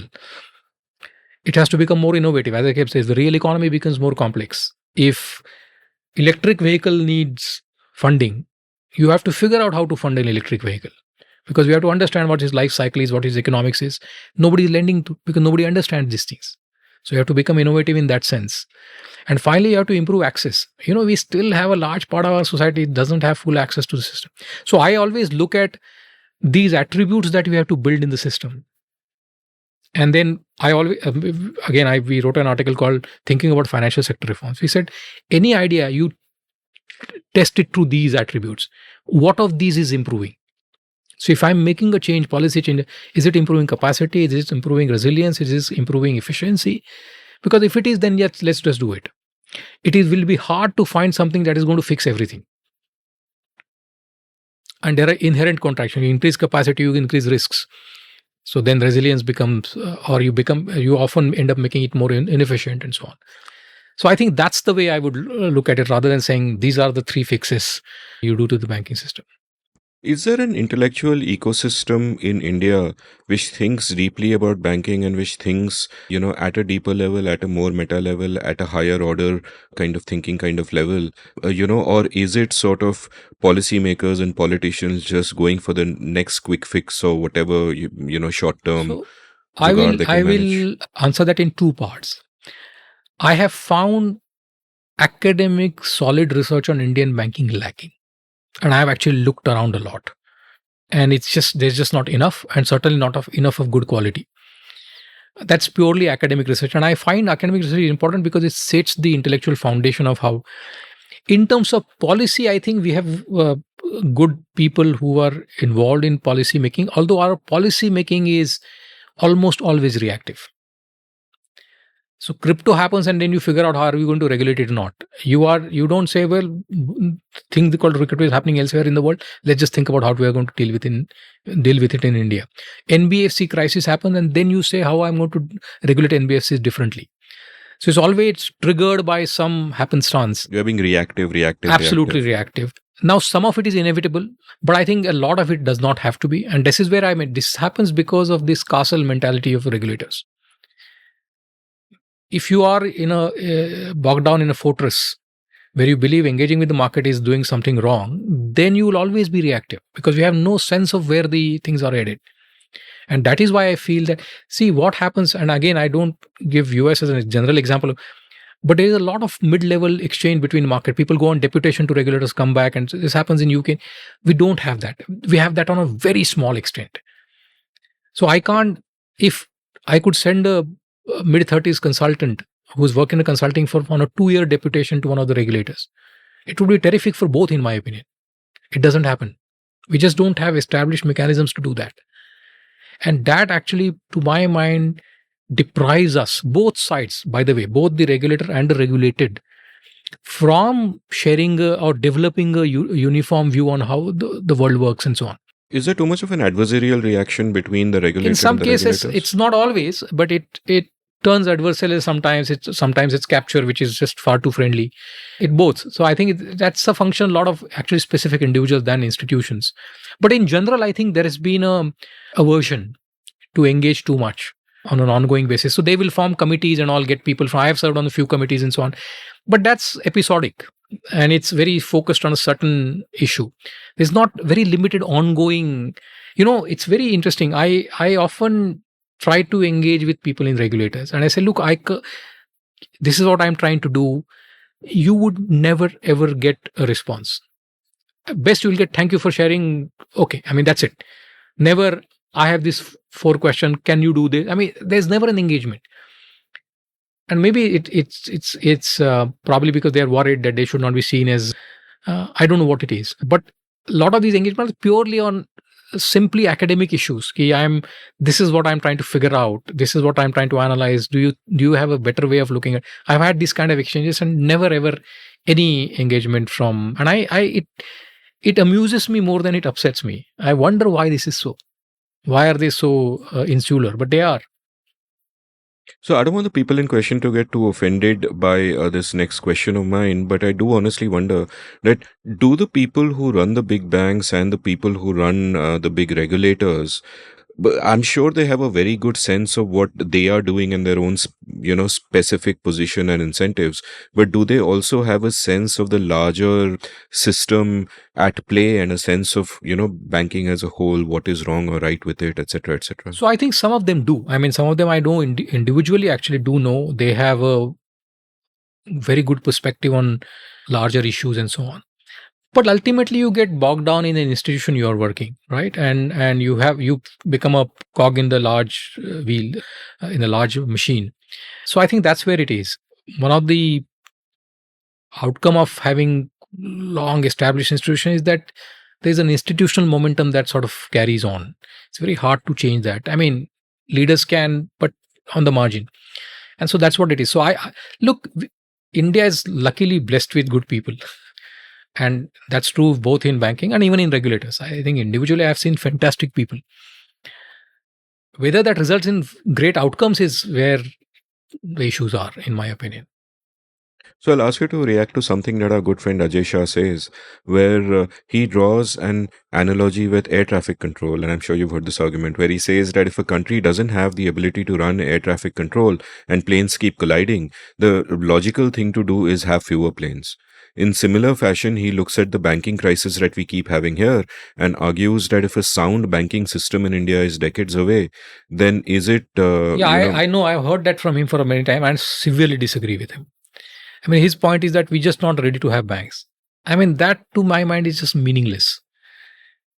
Because one, what is the ideal type of a bank? You first described it, then I can tell you to wait. There isn't one. In the most best run banking jurisdiction, there are different types of banks, right? And they individually, the entities have gone through ups and downs. Now, his point is always that we will always have suboptimal regulator. Even that I'm not willing to grant. We have had very good phases in our regulatory history where we did very important good things. So I think we can't be so sort of fatalistic in saying this cannot be fixed, so I'm just going to abandon this. Because very importantly, if we don't have an alternative, then are you going to starve the real economy of credit? I mean, who would do banking then? I think his point was non-banking parts of finance. And as if that is going to be better. And I mean, in fact, if anything, last 5 years, they can be even worse. The 2 largest failures we had were non-banking entities, gigantic failures. So where does that confidence come from? So I feel that I understand his frustration with issues with regulation and issues with the repeated episodes of banking. But the answer to that is not to abandon it. Is to say, look, this is the reality and we have to make, therefore, incremental improvements. And we, by the way, have done that. I think you can always do things better. But it's not as if we have been just completely static. We have had regulatory changes that have generally improved the stability of the system and so on. So I don't agree with him at all, actually, in that one. And we have had this debate many times. Ajay argues we need a break from banks. I argue that I have no position on this because I don't have enough knowledge, but we do need a break in this episode. So let's take a quick commercial break, have a cup of coffee, and then let's come back and talk more about your life. Sure. Have you always wanted to be a writer but never quite gotten down to it? Well, I'd love to help you. Since April 2020, I've enjoyed teaching 27 cohorts of my online course, The Art of Clear Writing, and an online community has now sprung up of all my past students. We have workshops, a newsletter to showcase the work of students, and vibrant community interaction. In the course itself, through 4 webinars spread over 4 weekends, I share all I know about the craft and practice of clear writing. There are many exercises, much interaction, and a lovely and lively community at the end end of it. The course costs rupees 10,000 plus GST, or about $150. If you're interested, head on over to register at indiauncut.com/clearwriting. That's indiauncut.com/clearwriting. Being a good writer doesn't require God-given talent, just a willingness to work hard and a clear idea of what you need to do to refine your skills. I can help you. Welcome back to The Seen and the Unseen. I'm chatting with Harsh Vardhan about his life and times, and we took a long detour into, one subject that, Harsh has really deep knowledge on, so I couldn't resist kind of asking some noob questions over there, which of course was banking. But, let's get back to your life. So, you sort of come to India, and I'm intrigued by something that you said earlier.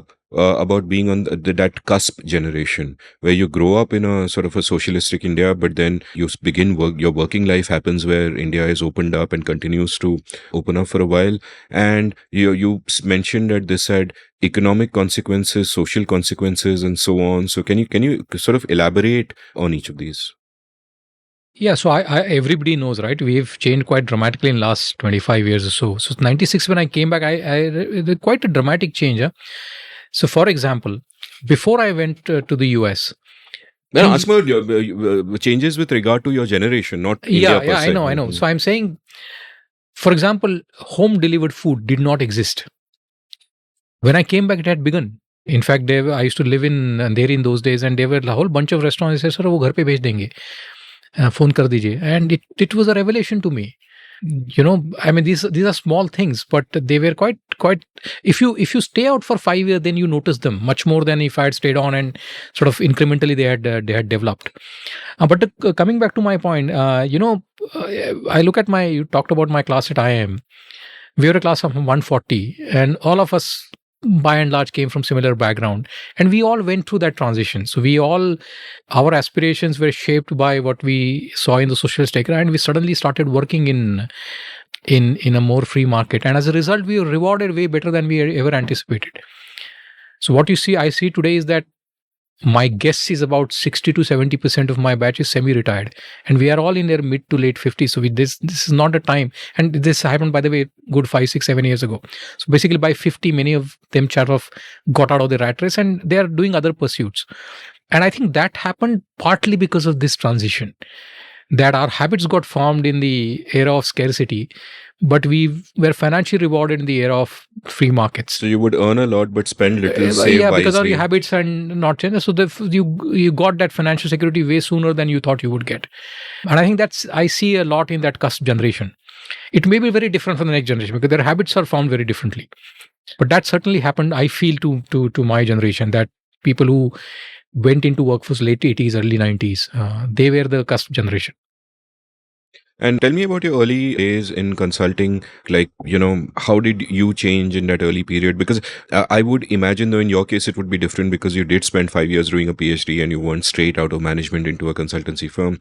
But I imagine when you're young, you could be, you could either be full of your own knowledge and, thinking you're the smartest kid on the block, or you could equally be sort of intimidated, being thrown into a world where there are so many things that you can't grok. So what were your early days like, that period of, like, you've spoken about how in that larger journey between when you were 25 and 30 years hence, you've changed, and that is the larger scheme of things.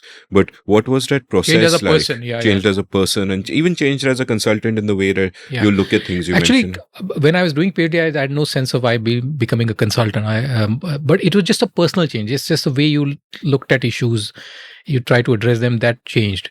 When I came back from the US, I was exactly 30 years old, and I said, look, I'm going to work till 60. And I said, I'll do 10 years of 3 things. I'll do 10 years of consulting. I'll do 10 years of actually working in a company, corporate. And I'll do 10 years of academia. I still wanted to teach. I like teaching. That did not happen. I just got into consulting and just continued. And now I do a little bit of teaching, almost as a hobby. But that was so there are a couple of things that were unique to me as a consultant, meaning that normally don't happen to other people who go out of business school nowadays in consulting. One was that I came mid-level. I joined as a manager, not as an associate. That's just because I had spent time, I had a pre-PhD experience and so on.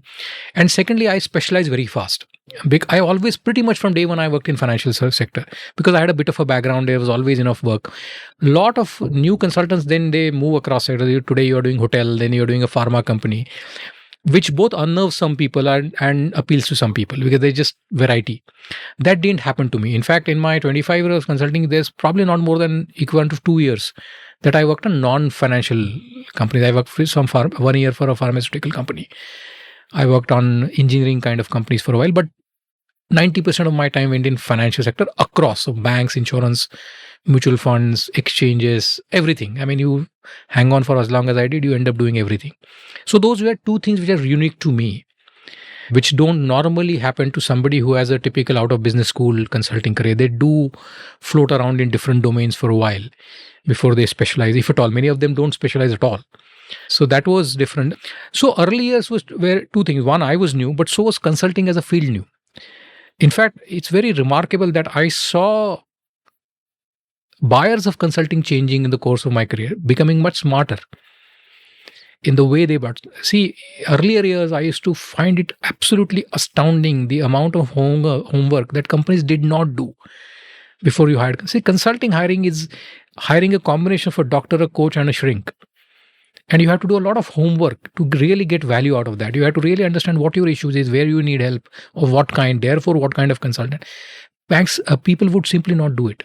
In the early year, a lot of them who were repeated users of consulting started doing that. And so today, I think people are much smarter, especially these habitual users of consulting in the way and it actually works better for both sides because it's much clearer in what you're trying to achieve. So early days were experimental for both sides, which had both its charm and its challenges. Because, I used to say that, especially I worked early years of my life a lot with government-owned entities, public sector banks and so on. And the attitude used to be once hire consultant, if my toilet leaks, that I am going to talk to the consultant.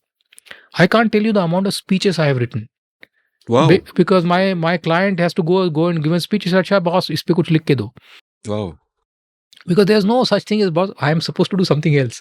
A consultant is on the house. So that those were, I enjoyed it because, without any accountability, I'm writing a speech for somebody. But I have done that a lot, making presentations for them, which had nothing to do with my work. Just because, and I remember once one Janma, yaar, tum log bahut achhe slides banate ho. Because PowerPoint was new those days. So make a presentation for me. So that all of those things have happened to me. You must have got job offers for senior levels also. There was a phase in my life where I did that, where I remember in the late 2000s, a lot of private equity firms would, and at various points of time decided no, consulting is my space. Actually, what happened, I changed firms in 2010. I left one and joined another consulting. But in that in-between period, I seriously contemplated changing. Remember that 10 years was... Yeah. And that time I was really curious to look at working for an NGO. Because I felt that I've done enough of commercial work and I could use the same kind of... And I did actually interview and spend a lot of time with a couple of them. But then it did not work out. And it did not work out for two reasons. One is that I felt a lot of them looked at me as somebody who will raise money for them, which I didn't want to do. I used to struggle getting my invoices in consulting cleared. And I said, now I don't want to get into raising money. If I have to do raising money, I might as well do commercial work. That was one. And in other reason was in one particular case where I actually went quite far with the NGO. It was being set up by a very wealthy family and dedicated to education, which appealed to me, especially girls' education and so on, underprivileged girls' education. But then I met the father in the family and then had a chat and really liked what he was saying.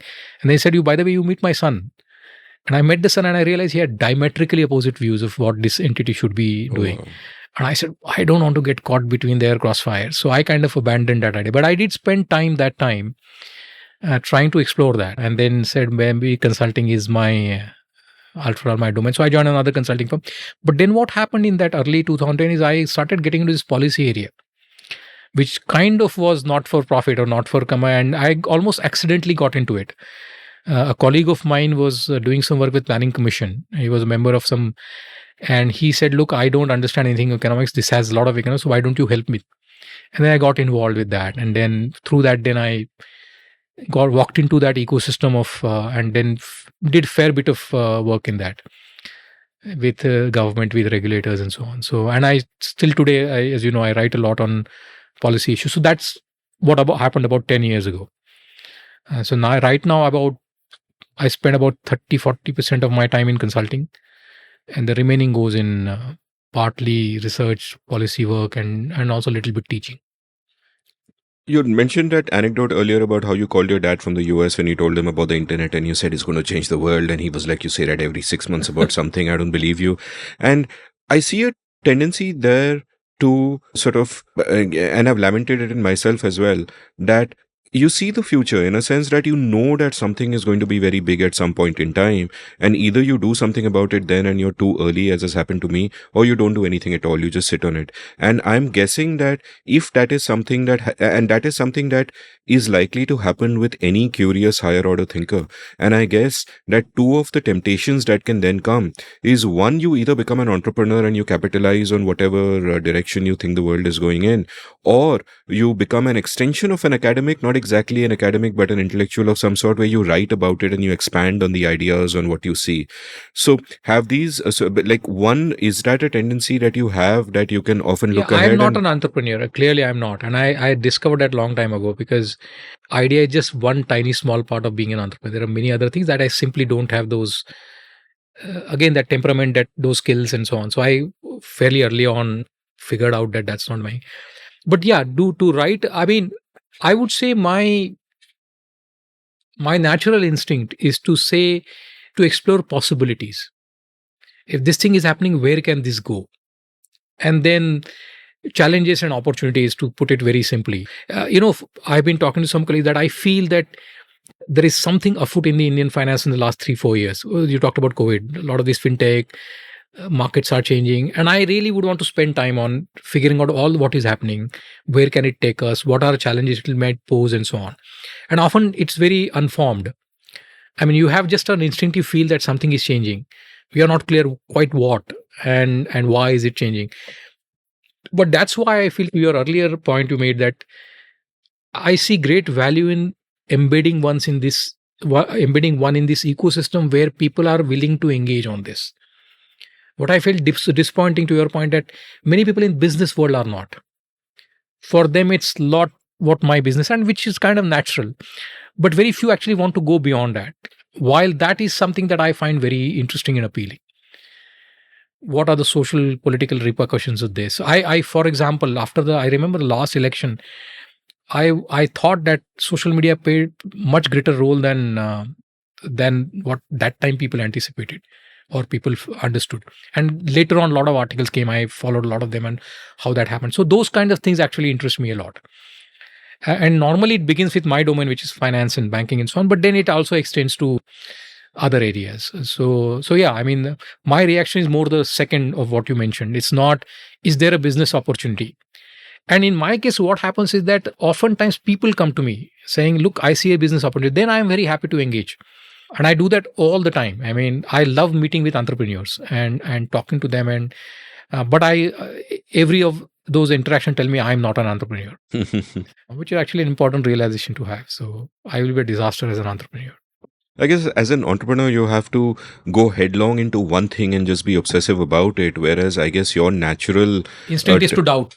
Yeah, is to A, to doubt, and B, to think widely about many different things instead of just one. I mean, there is a degree of irrational passion you need to have I feel as an entrepreneur, which I simply don't have. I'm just I very quickly and excessively intellectualize a problem than just making it a passion, so to say, which is what I feel good entrepreneurs need.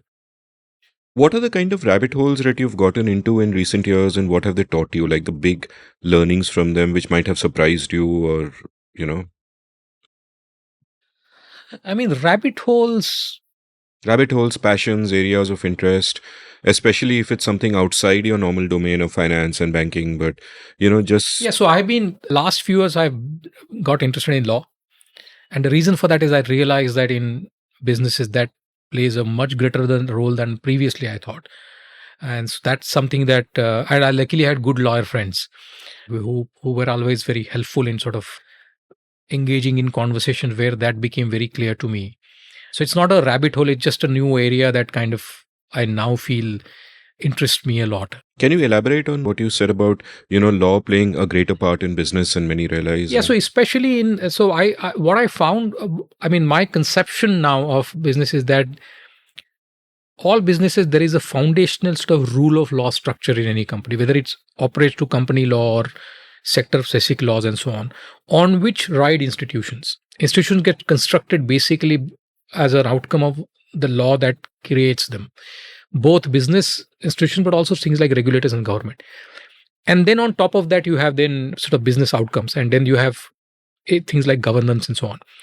So my earlier work limited me to looking at institutions and how they function and so on. I kind of scratched the surface a lot. Now I feel increasingly that becomes important, especially in highly regulated businesses.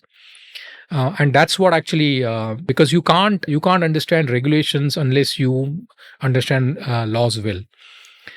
And so that's actually what took me to, with our common friend Susan Thomas, when she was doing the bankruptcy, I was not a member of her core team, but I did engage a lot. That was the first time actually I started feeling that laws become quite important.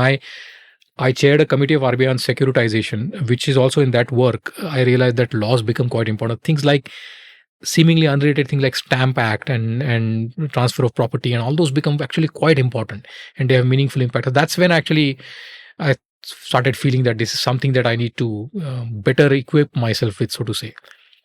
So that's one. I haven't not had too many rabbit holes. It's not as if I pursued something and it just went into a dead end. I can't think of anything that.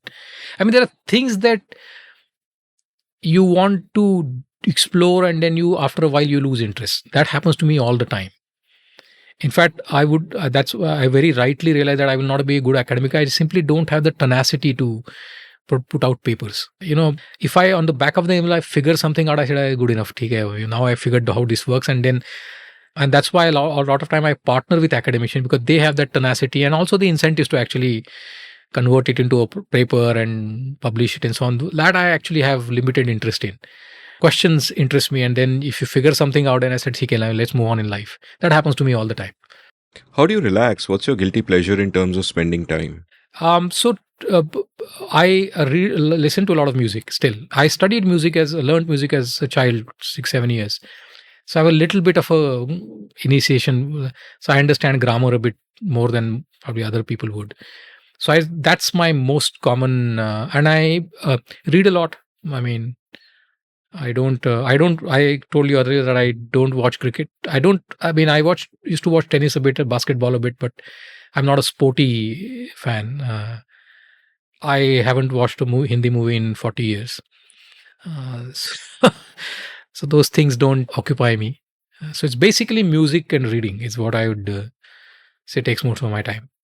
And last few years, I do a lot of listening to podcasts and talks on the YouTube and so on. One major area of my interest is actually religion.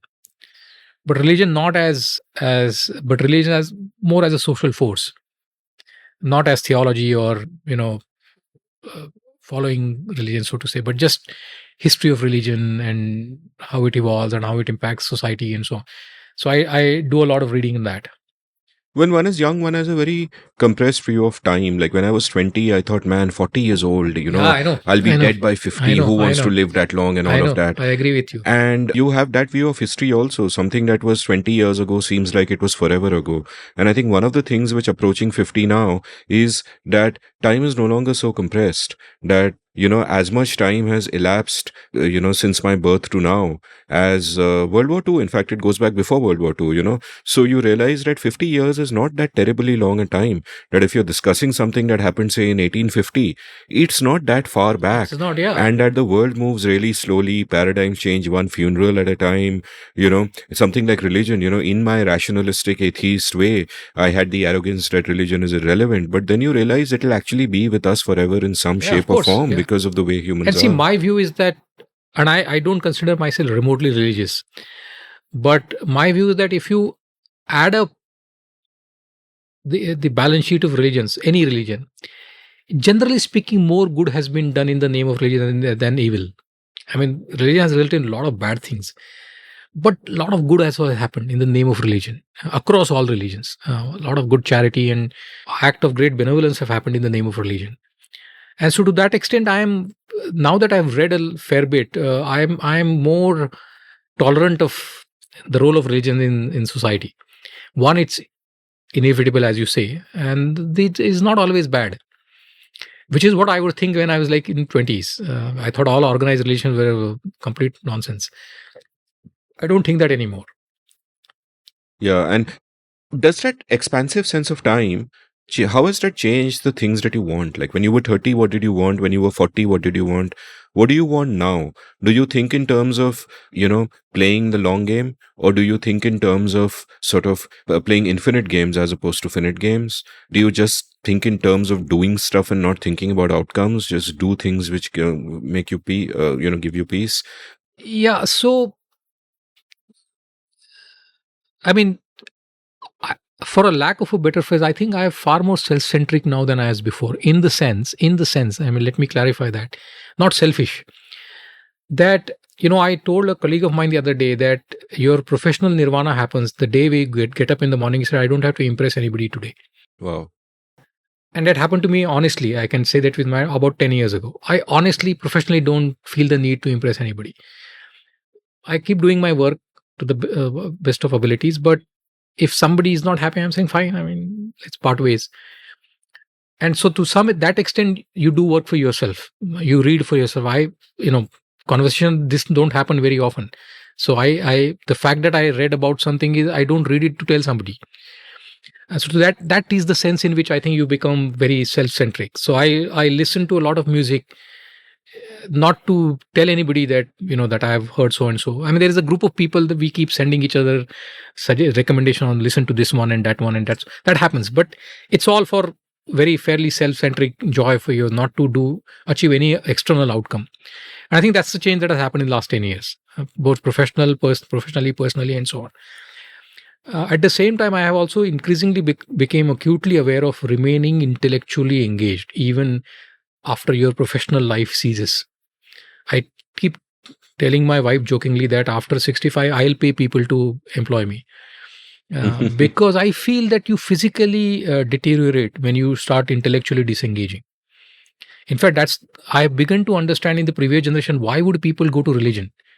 Because I think that was an intellectual engagement. You went and heard kathas and whatever because how else you kind of continue as a human being, as alive. And so I just want to do that. And that's where all of these things, like why you get into law, because I feel that will keep me engaged and alive and thinking and reading for a while. Maybe 5 years later, it will be something else. But the need for that is much more acutely felt by me now than even, let's say, 5 years ago. That, you have to continuously stay intellectually alert and alive just to be physically good in good health. So you mentioned two things now, and one of which is the anxiety of what others think of you, which for the longest time in my life I could not get past. I think I'm at a stage where intellectually I've gotten past it. I'm not doing anything to impress others anymore, but I still feel that if I think deeply about something I do at any one point in time, I realize that, oh shit, it's because of, there is some element of that coming in, and I try to fight it, and it is actually a pointless and irrational anxiety, because no one is thinking of you, no one gives a shit, right? So why worry about that aspect of it? And the other aspect is also fascinating in terms of intellectual disengagement. And I find that on the one hand, as far as that anxiety is concerned, some people, if not most people, have it all their lives, and it can be crippling. And also some people, if not most people, have that intellectual disengagement happen to them really early. So they are both dealing with the anxiety of what others think of them. Correct. And they are not intellectually curious and passionate about these things. Is this a danger that you kind of see around you? Have you ever felt that shit, I must not fall for these? I see that around me, not to an alarming level, but that's probably because I don't know many people well enough to actually make that judgment. But you are absolutely right. That scares me more than anything else. The latter part, the part of being intellectually disengaged. And I'll tell you, I may see my parents grow up and many other uncles and aunts. And I saw that pattern that once you intellectually disengage, then your physical deterioration really kicks in very fast. And so that worries me. And in fact, what worries me is that maybe someday I'll just not find anything interesting. I mean, today, honestly, if you tell me this is the new artist, you please listen to her concert, I would eagerly do so. I'll look at, and then if I like, I'll find some other performances, and I'll have a view. I fear someday I'll just not be interested enough to do that. And that I dread. I honestly dread that. I'll get up in the morning and will not find anything interesting to do. Today, that has not happened to me. There's always something that I have to read, something that I have to listen to, something that I'm maybe even writing. But that I dread. And I try hard to stave that off, if that's the right word. This thing about impressing other happened some time ago, so I don't bother honestly much about that anymore. That doesn't mean, by the way, you become completely callous and impolite or something. It's just that you get on with your life, basically, not worrying too much about or at all about what you stay honest, sort of honest to yourself, and then just move on. But the other thing is a worry, and I'm not yet confident that will not happen to me. I hope it doesn't. Kafka has this great story called Metamorphosis about this guy, I think Gregor Samsa, who wakes up one day and finds he's a cockroach. He's a cockroach. And I guess for you, the dystopian nightmare would be you wake up one day and find you're not interested. Absolutely. I am out of interest. I don't want to read anything. I don't want to listen to any. What a dreadful day that will be. And in fact, not just that. The worst of that one, that will happen. And second, I'll drag into some trivialities, some family squabbles here and there. That just is a complete disaster, if you ask me. Or that you don't have anything to keep you alive and you just get drawn into some kind of completely silly. Heidegger has this interesting phase of trivialities of everydayness. That bothers me. Yeah, and Thoreau talks about men who live lives of quiet desperation, which I guess would be, linked to Heidegger's phrase. I also want to ask about the role of intentionality in your life. Like, what happens to many of us is that a lot of things in our lives get kind of normalized. That the first time something happens to us, we notice it and we are acutely aware of it, but then it gets normalized and we don't see it again. And this can happen to relationships within the family. This can happen to friendships, where we take people for granted, and we are just in our own kind of cocoon. And I've realized in recent years that this is something to really watch out for, and therefore to make that intentional effort towards keeping relationships real, towards maintaining your friendships and not just taking everything for granted. Though, of course, a true friendship is one that you can take for granted, but regardless of that. So I want to know about the role of intentionality in your life, and what are the things you're intentional about that you put an effort towards. Like, you're in the context of relationships, or in every context. I mean, look, in your work life, you clearly have intentions. You have to reach some objectives. You are getting paid for it, so we better do it, right? But those are explicit goals that are part of correct. What you do. Yeah, so. but you also, in a fairly focused manner, work towards them. Even if many times you don't necessarily agree with them, you don't find them meaningful and so on. In personal life and relationship, I mean, look, I feel that. And this is not, I don't think this is going to be popular. I feel that 99% relationships of 99% people are transactional. We often delude ourselves into believing that they are not. And in fact, that, to my mind, results into problem, because relationships break when transactions fail. And my default assumption of any relationship, that beneath the packaging of whatever else I might call it, is essentially a transactional relationship. I'm at the one end of a transaction. I need to do that. So the intentionality comes is that I don't want to let somebody down in that transaction, in a fairly crude transactional sense. Now, transaction could be very different. There are very few relationships I feel people have, which I call valued relationship, that you relate to somebody just because of who they are. In other words, there is no transactional expectation. That's where your intentionality is different, right? Where the relationship itself is the intention, is the outcome. Whereas in other, you are acutely aware, at least I am, that, you might call friendships, you might call, colleagues or something, but there is the underlying transactions to all of this. And you have to stay good to that, because otherwise it will fail. And that's exactly why I feel most relationships fail. Because we forget the fact, and including things like marriages, I strongly believe that people overlook the fact that at its core, it's a transactional relationship. It sounds very crude, I know, but that's what it is. That's at least my view. And so intentionality there is to just say that I will keep my end of as long as I find that relationship to be meaningful.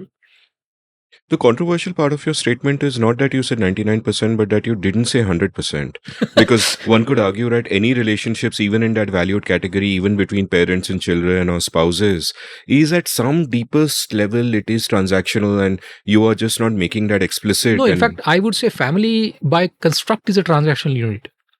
It comes into being. There is nothing natural about monogamy or marriage and so on. I mean, parenting is a bit different. There is a biological need, but that I've never believed to be non-transactional. I mean, we might couch it in other things, which we happen. It's very funny. Somebody I was talking to the other day, and I said, look, I for a long time wonder why in cultures and in religion there is so much of focus on elevating marriage to this hollowed standard. Then I realized one day that because by nature it's so fragile. That's why you have to create all these embankments, so to say, to keep it alive. There are cultural norms and so on. But by nature, it's not. It's just incredibly fragile. You don't hear enough about in religion and culture about parenting. Why? Because naturally it's strong. You need it.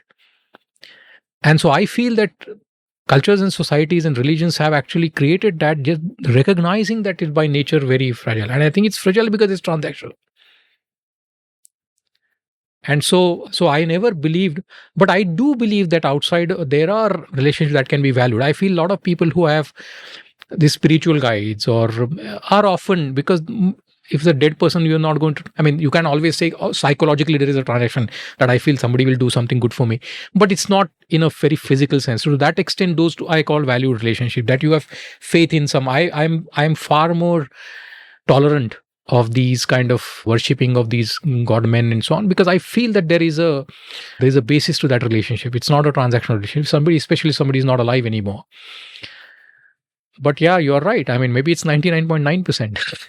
One could argue that, you in the last hour, you have both shown that you are kinder towards religion than you once were and unkinder towards human beings as you once were. I'm kidding. I mean, that's no. I mean, it's not so unkind. I feel that we should see ourselves for what we are, I mean, and be compassionate towards that. We look at things not as they are, but we look at things as we are. It's essentially that you have to be objective and practical in, and not actually clear-headed is the right word of what this is, because that results in failure of relationship, in my opinion.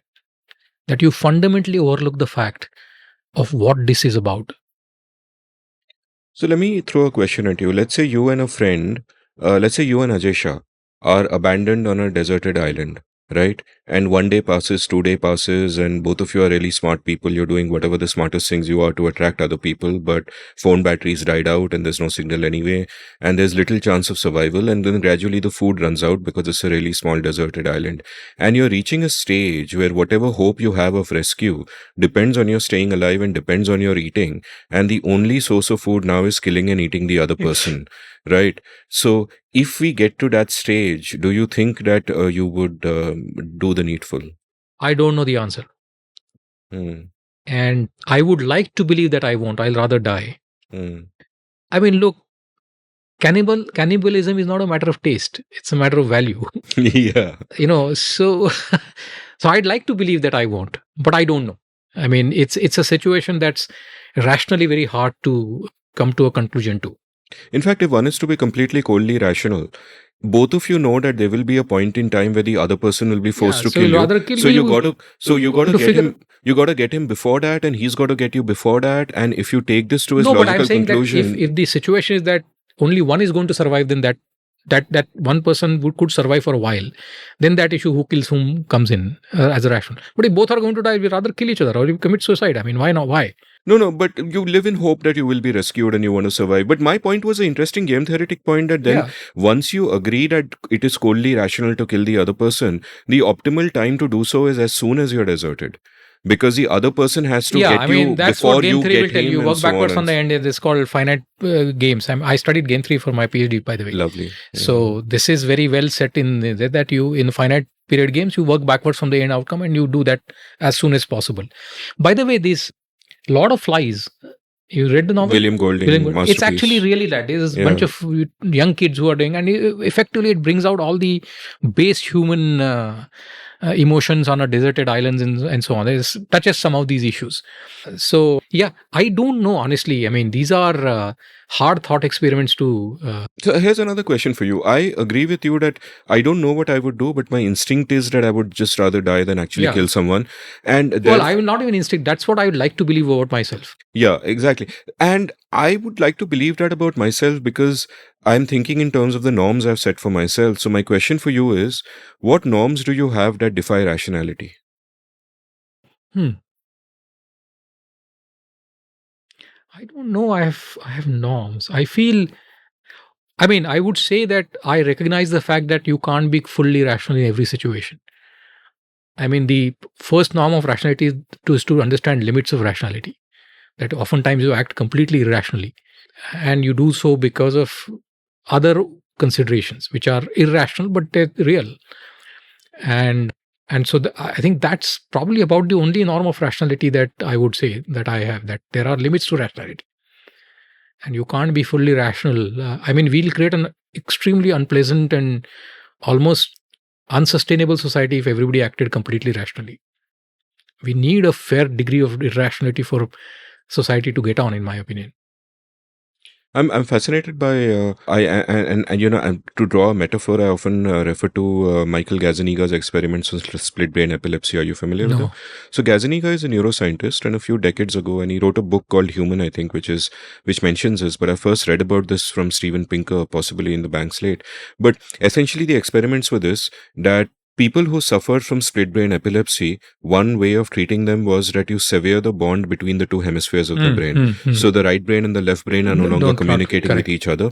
And I think the right brain controls the left side of the body and vice versa, whatever. But the experiment that he carried out was after severing that part of the corpus callosum or whatever, after breaking the connection between the two hemispheres of the brain, the right brain would be shown an instruction like scratch your neck or get up and start walking. And the person would follow the instruction, and then the person would be asked, why did you do that? And the left brain, which Gazzaniga calls the interpreter, would take over and give an answer for that.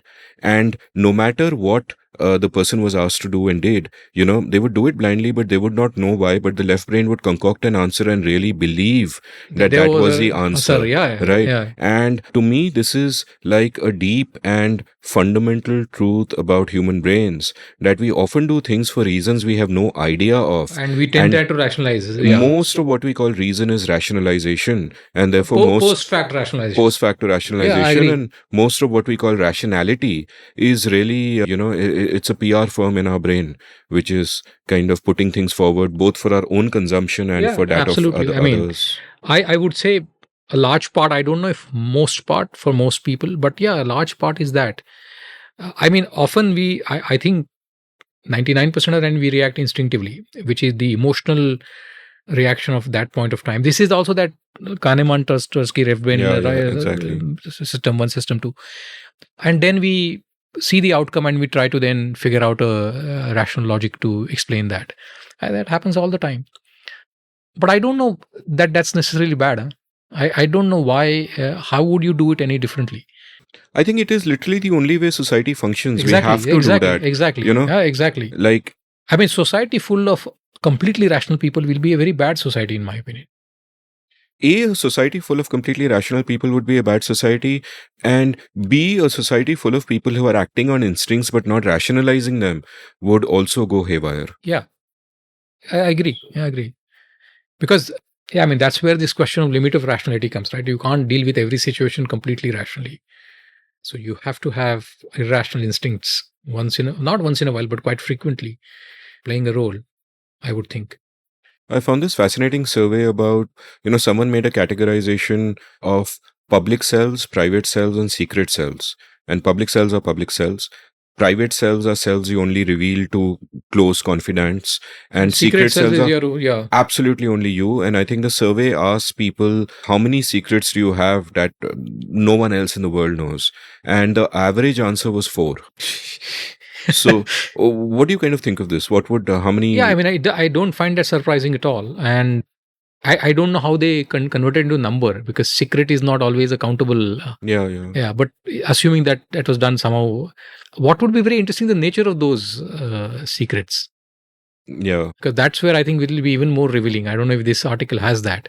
No, this doesn't have that, but I was discussing this with another friend who was on the show, Murli Neelkantan. I don't remember if we discussed it during the show or offline, but my sense was that the secret self would have sexual fetishes and all that. And his sense was that no, it would have that all sexual fetishes would be in the private self. And I'm like, if they involve other people, sure, because at some point you got to tell other people. But if it's something like completely private, like say you get turned on by microphones, and I'm just thinking of that because there's one in front of me, but I don't for the record, then that could be Yes, part of it would be part of your secret self. So it would be, I would say, that would be the most common sort of part of the secret self. But also secret likes, dislikes, hatreds, passions for a number of reasons. I could imagine why somebody would just not want to talk about that. Views on people, those are for a variety of reasons people will not want to express. Very interesting idea, actually. I would have to think about it. What would compose somebody's secret self? Constitute, and I think it will also be important to analyze the relative sizes of those. In other words, if this is your whole, how much of that is secret versus private versus public? Yeah. It would vary across people. I mean, most secret things would be banal because you're secret only because you haven't told someone. So the idea is that things you wouldn't tell someone, no matter what happened. Yeah, I mean, one way to think about it that you never found the opportunity or the audience to share it. But no, a lot of it could also be pretty intentional non-sharing. Yeah. In fact, I can imagine that, actually. So a bunch of final questions. What are the big ideas that really shaped you that you feel more people should pay attention to or take seriously? Like, was there something that changed the way you look at the world, whether it came about you suddenly or evolved into your consciousness over a period of time? So some of them have to do with, as I said, when I was a student in the US, it's this whole basic ideas of rule of law, of individual freedom and its importance. I think economic rational decision making, etc. All of those still to today continue. And in fact, I was talking 2 days back to somebody, and there is this whole news and articles about rise of right wing in Europe. And Europe was historically far more liberal than even the US. I mean, US actually never was. And my view was that not just in Europe, but in India and many other parts of the world, this is a real reaction to two events that happened in the first decade. One was the 2001 attack, because it threatened personal physical security, which we took all for granted for the post-Second World War, essentially. And then the 2008 crisis, which shook the economic foundations of modern society. So one shook the physical security foundation. And a lot of the rise that you are saying right now is a real reaction to that. Nativism, populism, very right-wing. And therefore, I feel that there is a need to reaffirm the values of the post-war, not the specific practical aspects of the world order, but the values that underlie, which are rule of law, freedom and liberty, etc., democratic decision making, and so on. So I just feel that those are things that, and I'm often surprised that even supposedly educated people react to political situation in a very emotive way. India is going to be superpower. I mean, what the heck does that mean? But I mean, people do that all the time. And I feel that those discourses have to change if we have to change a society. And I don't see an easy way of doing that. I completely agree with you that 2001 had a deep impact on the popular imagination. I'm a bit surprised that you mentioned 2008 in the same way. Like, of course, I imagine 2008 would have a deep impact on the community of thinkers that you are part of, thinking about banking and finance and all that. But in a larger sense, I'm not sure whether people reacted to it in the kind of visceral and emotional way that they No, did see, to my view is 2001. that it all forms a part of a package, right? That you inveigh against a order which has all these facets. So you do a political mobilization using these as anchor points. So by itself it may be strong, but then it fits into the overall paradigm. Okay, look, you are being screwed. Your personal security is at risk, and your financial security and economic security, and your children are going to have worse life. All that forms a part of a certain political discourse, and I think that's what led to. By itself, it may have had limited impact. I agree with you. That way, by itself, even the 2001 attacks. I mean, outside of people who actually got killed and got hurt, I mean, everybody just saw it as a horror. Unfolding in front of them. But it sort of built a consciousness of the other, and that Exactly. civilizational warfare thing. Or that the fact that despite all the wealth and all that, that the basic things as being safe in your own house is just being challenged. I mean, that to me was such a shock, independent of where you knew anybody who died there or not. So I think, and similarly, that the fact that people were on streets demanding this Wall Street, this and that, I think that has had a impact, especially in US and Europe, maybe less so in India. But I think we are also not immune from it. I think a lot of this is our own lurch towards right wing, if that is how you put it. I think is a part reaction to that, and you see that in a lot of conversations. You grew up in a city or a semi-city, as you call it, which, is the home of the RSS. There is a lot of conservatism there, and yet personally your family was outside of that, and yet you saw it all it's around very you. interesting. I was surrounded by people who were extraordinarily ardent, still am. I'm actually my grandmother, my mother's mother, was a cousin of Golwalkar. Not cousin, sorry, niece. So let me get that right. My mother used to call him Mama. So he would be cousin of my grandmother. So I have a fairly direct connect. You're a descendant of Golwalkar. I'm not. But I'm saying my mother's mother. See, they belong to this community called Karade Brahmins, which is a very small community, and they are all related to each other, in my opinion. So that was my mother, and so my grandmother, my mother's mother, who died when I was very young. I don't even remember her. She was a first cousin or second cousin of Golwalkar, who was the head of RSS, second head of RSS. So that way I have a very close connect. And my mother still remembers him. He apparently was a good maths teacher. My mother at least tells me that she remembers him as a child teaching mathematics. I have no political affiliation, and I look at everybody with the same degree of skepticism. But you are right that I was surrounded. If you are an upper caste person from Nagpur, if that era, then there is a very high probability that you are a very strong follower of the RSS and then BJP. But the question I was coming at is this, that all my life, growing up in sort of an English-speaking elite bubble, I imagined that the kind of values I grew up around were the values that largely India shared, secular, tolerant, liberal, etc., all of those things. And one realization that I then had in adulthood is that our society actually isn't like that. I was the one who was in a bubble. I was the one who was in a fringe. Absolutely. That today politics has caught up with society. And I want to, and that perhaps, just to think aloud about our previous frame of public-private secret, that many people's private preferences could become public because, all of this exploded out into the open, the sort of the bigotry and the othering and all of those things. And I wonder what you think about that, because you would have been under no illusions about any of this, firstly. And secondly, do you think the illiberalism of society in general is being a little bit overstated by me? Because it is easy to look at some of the virulent Hindutva politics of today and say, hey, that's our society.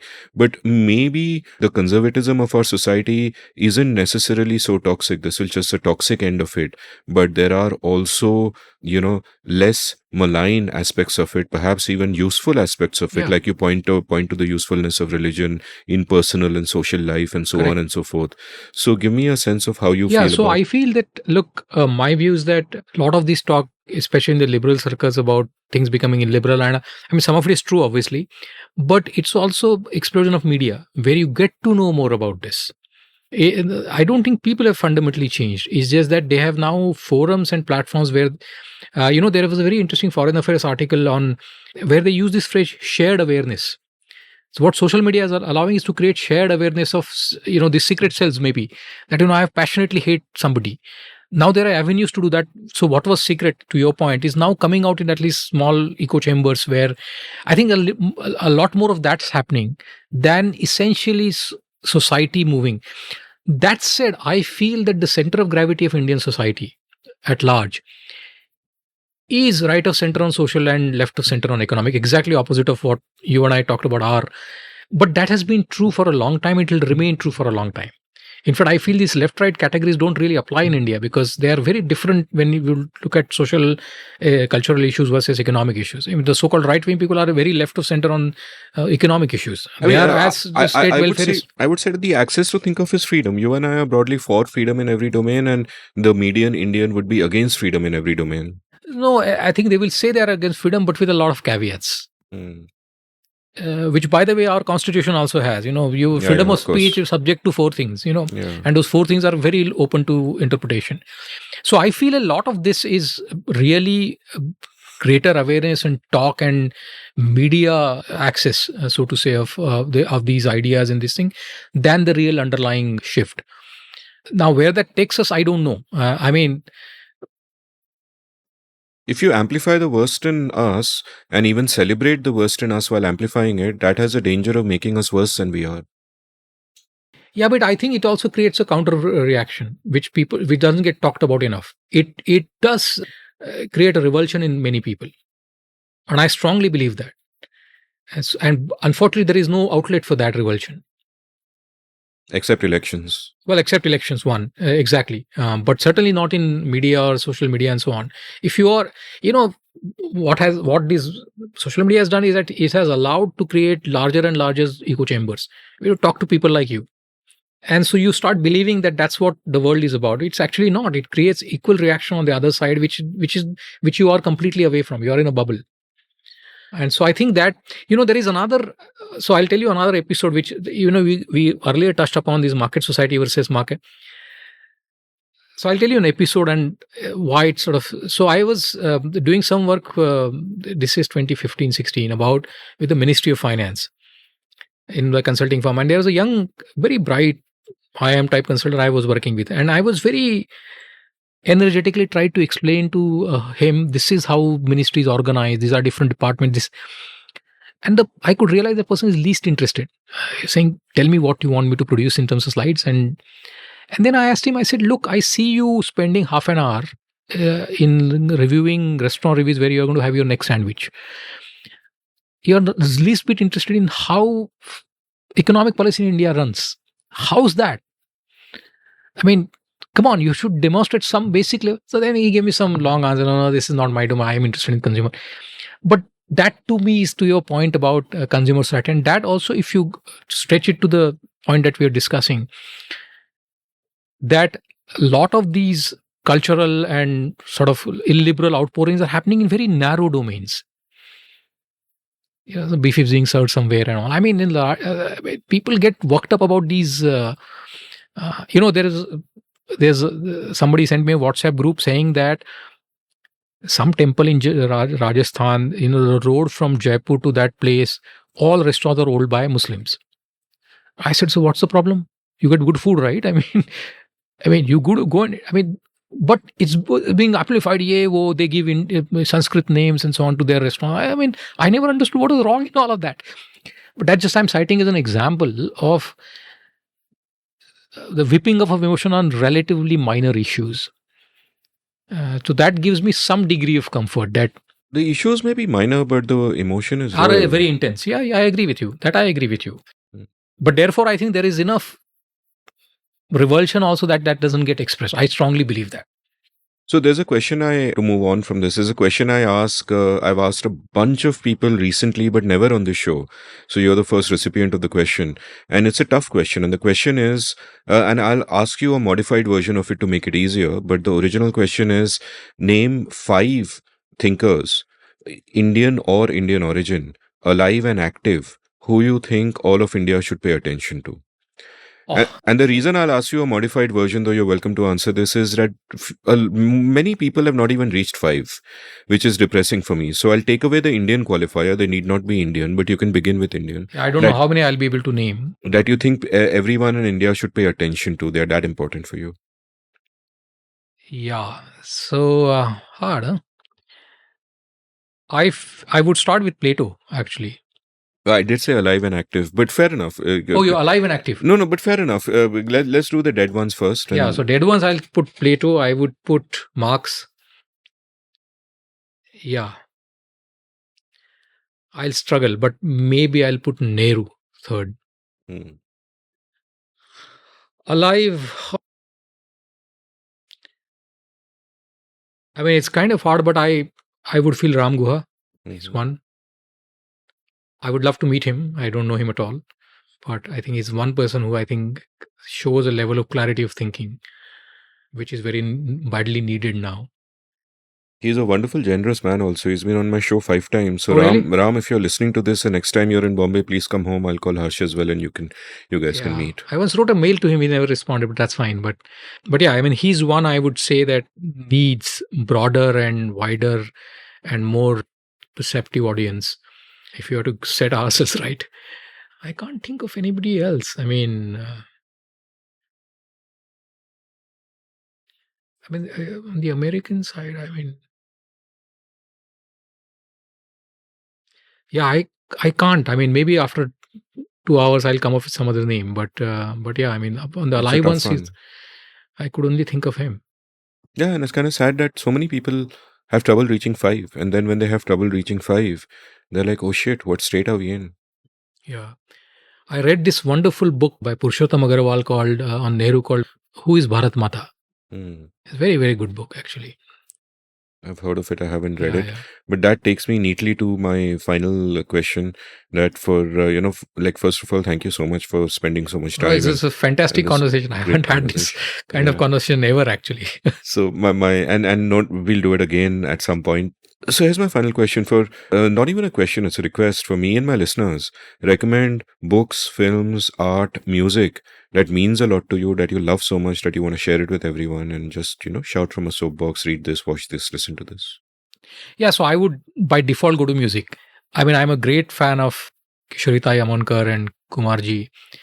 So much so that sometimes I listen to their performance. I feel for 2 days I should not hear any other sound.